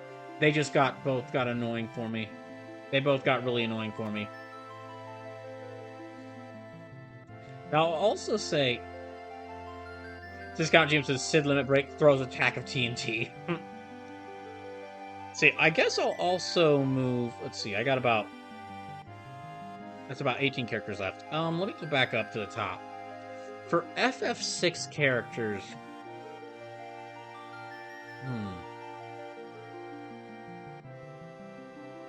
I think. This is okay. I don't have a set limit on how many characters from a game I can include. C5. Actually, you know what? Let me go back down here and remove some more FF7 characters first. You know what? I might actually remove Yuffie for now. FF7 Remake and Rebirth might make me like her a bit more. And again, Yuffie's not bad. Yuffie's not bad at all. She is the ninja thief character, so she's supposed to be like kind of a she's kind of supposed to be like a sassy teenager. It fits with her. But just compared to some of the other characters, I just didn't like her as much. Emotional damage. I see that I have angered Squinto again.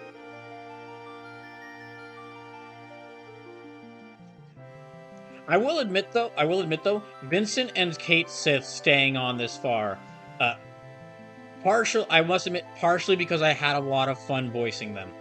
Because I'm fandubbing a lot of these games, all the FFs I've played so far, I've had to fandom at least part. Voicing a character like Kate Sith is always fun, and voicing a character like how I did Vincent, where I made him.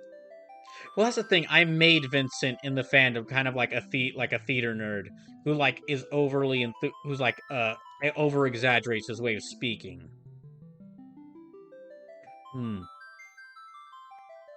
So he's not actually like that. He might not actually be like that in the game itself. I think I can go. You know, I'll go ahead and like move Vincent down. Vincent is also not bad. But compared to he's honestly looking at him, he's not as interesting as some of the other characters. He's probably the least interesting character-wise compared to like any of the characters here, because of all the stuff they've got going on for them. Vincent, I mentioned before, Vincent was interesting to me because it was like he basically looked like a character from a later Tetsuya Nomura game. Had like time warped back in time to FF7 because he's got all the hallmarks for the design. The weird claw, all the belts, like the red cape, him being like a edgelord. He feels like a later Tetsuya Nomura character who just jumped back in time, but that's more of like ironically funny than interesting. So let me see, who else should I remove? Okay, let me go. Let's see, that's 5, 10, 11, 12, 13, 14, 15, 16.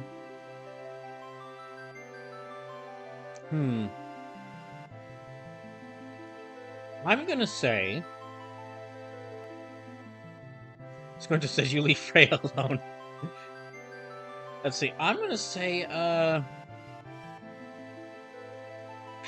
guess I can leave... I guess I can leave Terra out.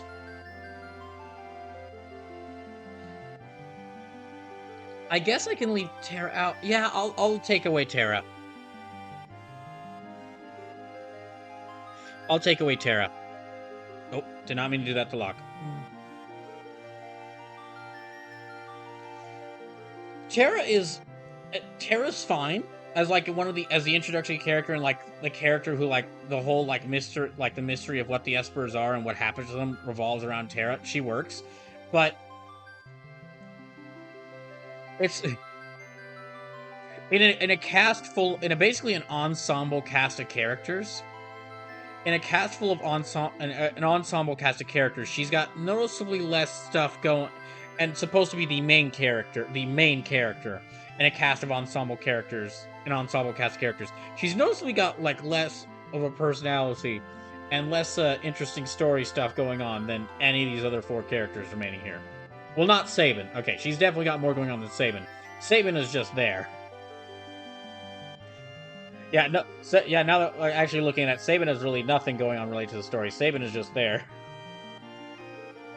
He's just there to punch people. So, but considering that, yeah, in an ensemble cast of characters, she doesn't really stand out compared to some of the other characters, and the fact that she even loses main character status at the second half of the game.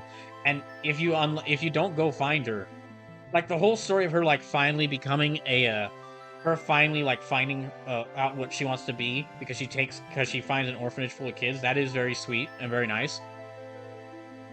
But that's like the first that and like her being an Esper and the sad stuff related to the Esper. That's really mainly she's got character wise and stuff related to the story. I would say let me see who to remove here from FF9. I do. Marza's confesses Celes is the main character. It's kind of odd how she and Terra act as foes each other, but we never really learn of Terra's personality before the start of the game. Yeah,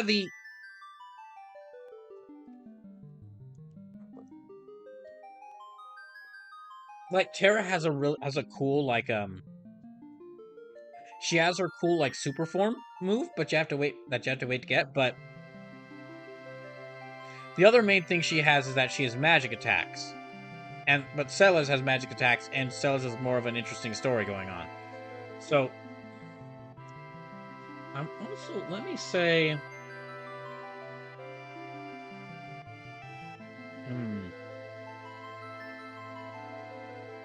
well, I'm gonna try slowing this down a little bit. Oh dang it! Okay, that ain't gonna work. Yeah, that ain't gonna work. All right. Let me go to Quina. I do really like Quina because they're very silly. They're kind of a joke. They're very much a joke character. Yeah, they're very much a joke character. They're very much a joke character who just keeps joining and leaving the party all times, and they don't care about this whole war. They just want food.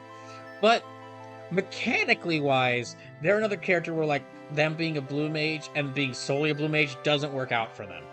They could potentially be one of the strongest characters in the game. But in order to make them really strong, what you have to do is you have to let Quina kill an enemy with their fork move. They have to kill an enemy with like their eat move. Quina has to Kirby them, and like that can work if you like plan out a strategy for that, but it can be a bit difficult to set up, especially when you're dealing with like really powerful enemies that you could really benefit from learning the moves from, but you're also kind of focusing on not dying. So yeah, let me actually remove Quina. There. All right. So down to 4 characters here.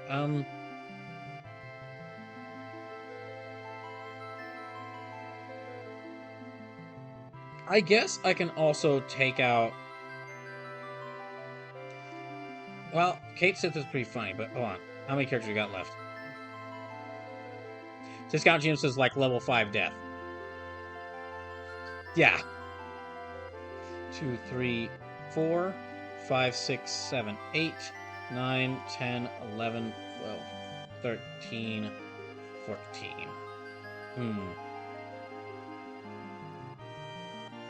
You know, okay. This one's gonna hurt. This one's gonna hurt really bad.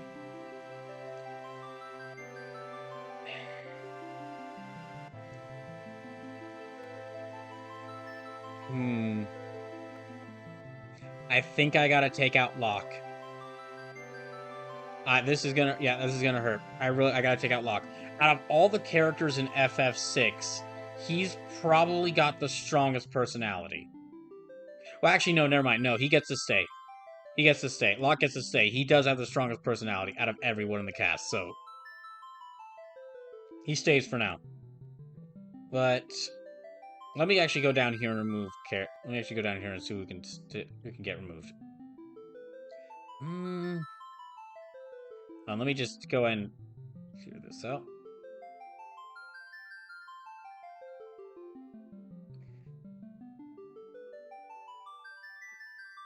Hold on. There.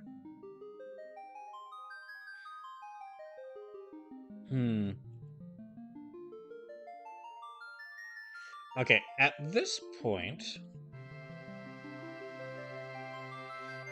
hold on.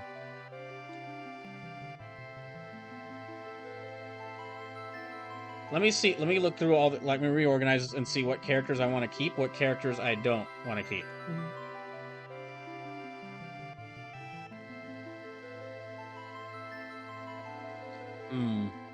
I do like the story Garnet goes on, where she has to, she's still trying to be a kind person. Despite, she's still trying to be a kind person and still, feels sad about what's happening to her mother. Like, she still wants to believe in her mom. But...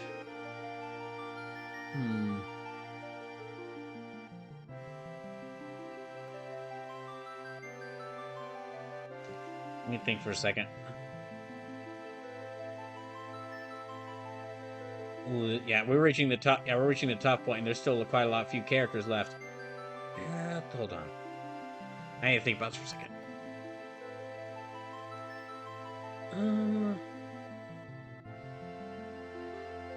Let me remove.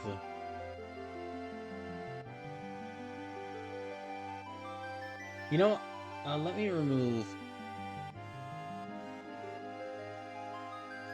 This is basically between, okay, who do I like? Okay, for the order for FF6, it's basically Sabine, Edgar, Celes. Oh, no. 8, 9, 10, 11, 12, 13, 14. Okay, you know, I can take out Kate Sith. Kate Sith is a Kate Sith as Reeve. Reeve is basically spying on the Avalanche members, but ends up helping them out. That is a really cool. That is a really cool. That's a really cool story beat. That the mascot character, the mascot character. So the Moogle from FF6. If I had gotten to get that character, or kind of Queena from FF9. The sillier looking character. Who's kind of clearly a joke character. The fact that they're actually a spy out of the, they're not just a spy, but it's oh yeah, my body is a toy. You could just use my body story. That is pretty fun. Squidge says you didn't get Mog in 6. I did not. I did not find out that getting Mog was a thing until after I'd beaten FF6. That's why Mog isn't here. I didn't include the FF6 party members that I did not get. Yeah, I didn't include any party members from the games that I did not get. So if I had not gotten Yuffie or Vincent on my team, I wouldn't have included them for this. But so the Kate Sith, personality-wise, great, awesome. They can be like Yuffie. They're kind of built more to be sort of a really fun character that can annoy the enemy. The issue with Kate Sith though is kind of a big one. It's their opening limit break. I don't have full knowledge of how the limit breaks work in detail, But from what I can gather, the limit breaks work by the more you use the limit breaks, the more you use, the higher you level up, and the more you use the limit breaks, you'll get stronger limit breaks. Like the more you use this limit break so many times, you'll get a stronger one. You use this limit break this many times, you'll get another one. And that works really well for most of the characters. It works well for some of the characters specifically, really well. For Kate Sith, though, it's a problem because their starting limit break is like a dice roll that has a chance of like insta killing, like doing a lot of damage to the enemy or doing a lot of damage to your team. And if Kate Sith, now I can't be certain, but if Kate Sith limit break works as similar to all the other limit breaks, where in order to get like newer and better limit breaks, you have to use their limit break, that means you have to play a gamble of like your team like doing a lot of damage to the enemy or your team dying. Which, if you want to like take that risk, can be pretty fun. But if you're like, say you're like in a tough dungeon, 5 floors down away from the save point, and that dice rolls and it kills your team, it's gonna feel so bad. It's gonna feel really annoying. So they're kind of, character-wise, they're great, but mechanically, they have that issue. Oh wait, what do I do with them? There, yeah, okay, there. So yeah, I'll move them down there for right now. We'll see if things change once the remake happens, and it might change their abilities. That's another thing to keep in mind. Yeah, for these characters from FF, like I said, these characters for FF7, even if they didn't get in the list, I'm keeping them here because of their remake versions could expand upon their personalities, making up them better or worse, depending on what they add for them, and it could add on to their abilities because they're in an action RPG, so they have to be a bit different. And depending on their abilities, it could make them like better mechanically. That's 1, 2, okay, it's like 8, 9, 10, 11, 12, 13. Okay, I'm going to start this because I'm basically like at a crossroads here of like trying to remove characters, and where it's already 11 p.m. So what I'm actually going to do here, for this time, I'm going to actually go back. I'm going to start at number 1, start at my favorite character, and go backwards. And basically like the 3 characters left over, those are the 3 that don't make the list. So yeah, I'm gonna like start off at my favorite characters because it's easier for me. It's just easier for me to say off the top of my head what's my favorite character in all these games so far than to say what's my 10th favorite character in all these games so far. Marzisko Fan is gonna say goodnight now. All right, Marzisko Fan, thanks for sticking around and you have a good night. Okay, so first favorite character, still Vivi. Even after all the heavy praise I've given FF7 and all of its characters, which I still think is very deserved. Yeah, Vivi's still my favorite. Just, my gosh. Part of me is shocked that they are not the main character, because my gosh. The story they go through of finding themselves, and like the fact the way their story develops of them like having some really poignant emotional moments, and then them finding themselves and realizing like being themselves instead of being just a weapon is important, and then them using that to teach other black mages to be about how to be people. And it even ends with Vivi getting sort of like a family of black mages, which black mages is just, it's really great. It's really well done. It's amazing. There's a reason why I got a shirt specifically of Vivi. Squinto says, I know what to finally live for another day. Yeah. Vivi was also another fun character to voice. He was a really fun character to voice because I basically gave him like a variation of the M&W Brawlkaiser voice. This like very sweet, very sweet, like kind of like quiet or a timid voice. And mechanically, it's kind of funny that like he's the black mage, so he's guaranteed to be on the team. You need in that game.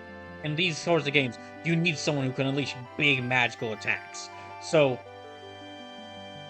he's really the only black mage in the game. Like, Aiko and Garnet can use summons. Those, like, you can do those, like, you've got, like, limited uses for those. I forget if you have, like, limited uses for those in FF9. I forget that's how it works. But those require a lot of MP. Whereas, like, and for both Aiko and Garnet, you maybe want to use that MP for healing. Vivi just has the attack magic, so he could just keep casting like giant fireballs and ice blasts at enemies. So yeah, Vivi's number one. Vivi's still, like, even after how much highly I've praised these characters, Vivi's still my favorite. Okay, second favorite, Tifa. Yeah, Tifa's currently second favorite. Now, one, because now part of it is because I really because martial artist girl who punch things hard. I really like that. That's good. I really like that. I think that character, that type of character, is generally my favorite. Generally, that's my favorite character in like in a lot of RPGs. Is just the person who just punches stuff, who just punches demons and gods to death. Tifa specifically, though, I do really like her personality. In a lot of games like this, like in a lot of games I've played like this, like Tales of Vesperia, or that have the martial arts girl on the team, like Tales of Vesperia, with Judith, and Jade in Dragon Quest XI. In a lot of games like this, the martial artist girl, if she is on the team, she's usually like the very stoic, or in like Freya, I guess, would also count. Yeah, Freya would also count. They're usually like very stoic, keeps themselves. They're like very quiet. They're like very serious-minded. Tifa being like the martial artist, who's also just one of the sweetest people, like one of the kindest people on the team. Like she finds her friend who she thought was dead is basically like in like a magic coma and has suffered magic radiation poison. She's like, I'm gonna stay with him and help him get through this. It's like, it was really nice to see. And then also, mechanically wise, I'd say Tifa definitely has the best limit breaks. Out of all the character limit breaks, now I did not get to get all the character limit breaks, but what I got, Tifa had the best limit breaks overall because her limit breaks stack on each other. And like, if you can just time the wheel rolls right, you can do like 7, instead of doing just 1 limit break that hits all enemies, you could do 7 limit breaks that can potentially hit every single enemy. Because she will actually, if she kills one enemy, she will move on to the next and keep doing damage to them. Which is in a way kind of even better. Skojo says, so since you finished 7, you can eavesdrop on Rude and find out he's a big crush on Tifa. That is pretty funny. But yeah. Basically, I really want Tifa and Vivi to meet, because if those two were to meet, it would be just the sweetest, most wholesome thing in the world. And they would be the sweetest, most wholesome team up, and also the most devastating. Because Vivi could annihilate his enemies with magic, and Tifa could just punch them into death. Also, Tifa just like kind of ended up being. She ended up resulting in kind of some memes. Like, we now have a channel. We now have a joke amongst the channel of just like all the dragons being afraid of Tifa. And I think that joke's gonna be continuing, because it's like when we get into a remake, I think that joke will be continuing. So yeah, she was really fun. She was really fun as a character. Really great and nice to see. Really great and nice to see her personality. Love that. Loved her character moment when she helps Cloud get through what he's going through. And then yeah, just really fun. Probably out of the FF7 cast, the most fun mechanically wise. Okay, third favorite. Speaking of FF7, third favorite, Cloud. Cloud's third favorite. My gosh, this character's. It is so funny. It is so funny how many like edgelord characters are like use Cloud as a basis. Like, how many RPG edgelord characters use Cloud as a basis after this game when he's clearly not that. He's almost like a takedown of that. Seeing him start off like that, yeah, I'm not doing this because I care about the plan. I'm doing this for the money. It becomes that. Start from that until like slowly he like begins to care about the plan and begins to care about his friends. And then just by the end of it, after he finding out that he was never even joined Soldier, he was a failure, accepting that and becoming kind of a dork. Becoming kind of a dork who's like actually more emotional, who's more accepting of his emotions, and is like actually becomes like he was a member of Soldier. He was supposed to be a super soldier, so he should be the leader of the group, but he doesn't become the leader of the group until after he finds out he was not a soldier. So the true leader of the group doesn't become the true leader until after they lose the physical thing you would think would make them the leader. They're like super soldier aspect. And instead him being the one that will emotionally talk to the team, that will talk to the team, uh, and will actually like sit down, who will talk to the team and actually converse with them and like let them, and will open up to them and have them open up to him, is what makes him the leader. That's amazing. That is really great story writing. All right, that's 3. It's already past 11, so again, I need to. Okay, I know it's like past 11, so I'm gonna try to not take until midnight with this. But sorry, this has been a lot. It's a lot of fun to discuss this. Okay, next. I might go ahead and say Barrett. I might go ahead and say Barrett. Yeah, I'll go ahead and say Barrett. I know it probably feels weird to see like 3 FF7 characters in a row, but yeah,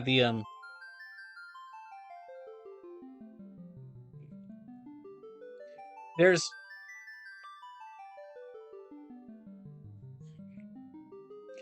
Barrett being like this. Barrett being like this big hulking. I think the like what the game want. I think what the game wants is just like a like brutish guy, just from like how the game sets his stature, and they give him a giant machine gun arm. But then at the start of the game, he's like the one who cares the most about the environment, and he cares about his teammates. And they do give him a little bit of stereotypical writing as like big scary black guy, but on the other hand, he's angry at a corrupt corporation. He's constantly angry at a corrupt corporation for trying to kill the planet for money. So I can understand his anger. So his anger is very justified. And the whole thing of him, like, does have really good intentions of trying to save the planet, but he's got to stop himself from lashing out at people, is also really nice. It's also really interesting that he's basically the mage of the group. Because of his big attacks, his like limit breaks being like all ranged gunshots, all ranged attacks that hit like multiple enemies, are for a lot of damage. He is basically the mage of the group, which is really interesting, and not what you would expect. Squinter says Barry's just a good dude. That's actually a major strength overall of FF7. It takes the very like the character roles you would kind of expect these characters to fit in, and kind of messes with them to what feels really original. Okay, next, number 5. Number 5, I'm gonna say Zidane. Yeah, I'm gonna say Zidane.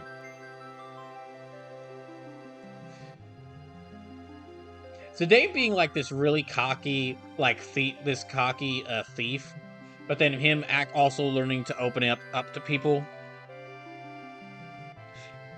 Him learning to open up to people, and also just to mention, like the yeah, him. Well, I'll mention this later, but yeah, the him learning to open up to people and also become like willing to like not just he's not just hoping for personal gain. Scoto says, "I gotta head to bed. Night, y'all. Night, Scoto. Thanks for sticking around so much." Just to let y'all know, if y'all are going to bed, I'm going to be back to tomorrow with more Dying for Life, and then Helldivers on Thursday, and Unicorn Overlord on Saturday. Thank y'all for sticking around watching me play through this game. This was an amazing time for me. This is an amazing thing for me to play through. Yeah, I'll just go like number 5, Zidane. Currently it's Zidane. Really loved his personality. Yeah, I actually should probably start wrapping this up. It's like already past 11. So let me quickly order these out. Yeah, Zidane, really fun. Pretty fun main character. He's a beast in combat. Basically the game like really loves using the combat because he's the main character. So by the time all the characters get back together, he's probably the most powerful characters because of the weapons and skills he gets. Yeah, number 5. Number 6. Number 6, I'll say. I'll probably say Aerith? Yeah, Aerith. Aerith's got a really strong personality. It's really interesting seeing like a healer that is the more sassy character. That's like pretty sassy. and of just the sweet beacon of light and hope that they usually are. And also just her death again. It's like her death is incredibly tragic, but it's the fact that her like they do really well with showing her personality before her death that makes it hit so hard. Like even knowing it's coming just makes it feel like really hard or hurt really hard. Okay, keep that. Then that's 6. Okay, 7. 7. Who can I include from 7? I think I'll include. Yeah, let me put Celes here. I'll put Celes at number 7. Her being the main character for the second half of the game is like her being the main character for the second half of the game for the second half of FF6. It helps her out. Well, I wouldn't say it helps. Basically, like she's a pretty important character as like the general turned ally in the first half of the game, and once she becomes the main character, the main focus character in the second half of the game, it's like and she like even though she was like one of the last characters to kind of join this rebellion, she's the one taking it up and like going to fight against this guy part. It's really nice to see. And also again in combat, very didn't mention this era, but yeah, healer very useful in combat. Celes being like the other mage, very useful in combat. Then let's see, 8. Hey.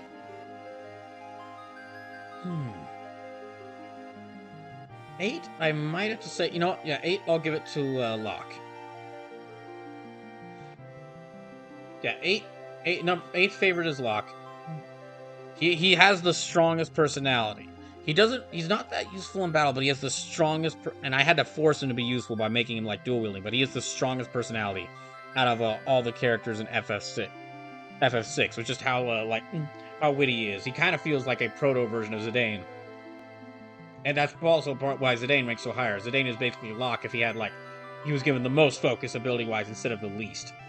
Unfortunately, Locke suffers because his steel ability is not really that useful. And I had to tweak him to using being a dual wielding knife fighter in order to make him really useful. Let's see. Okay, that's 8. Number 9. I would say Red 13 is number 9. The teenager trying to look cooler than he teenager trying to look cooler than he appears, or trying to act like a really cool adult, but he's a dog, is pretty oh, hold on, did I use the right? Okay, teenager who's trying to be like a really cool adult, but he's a dog is pretty fun. And also the when you go to Cosmo Canyon, the backstory involved there, and his big character development there is very sad and very sweet. And then lastly, number 10. Let me move that down. Lastly, number 10. I'm gonna say,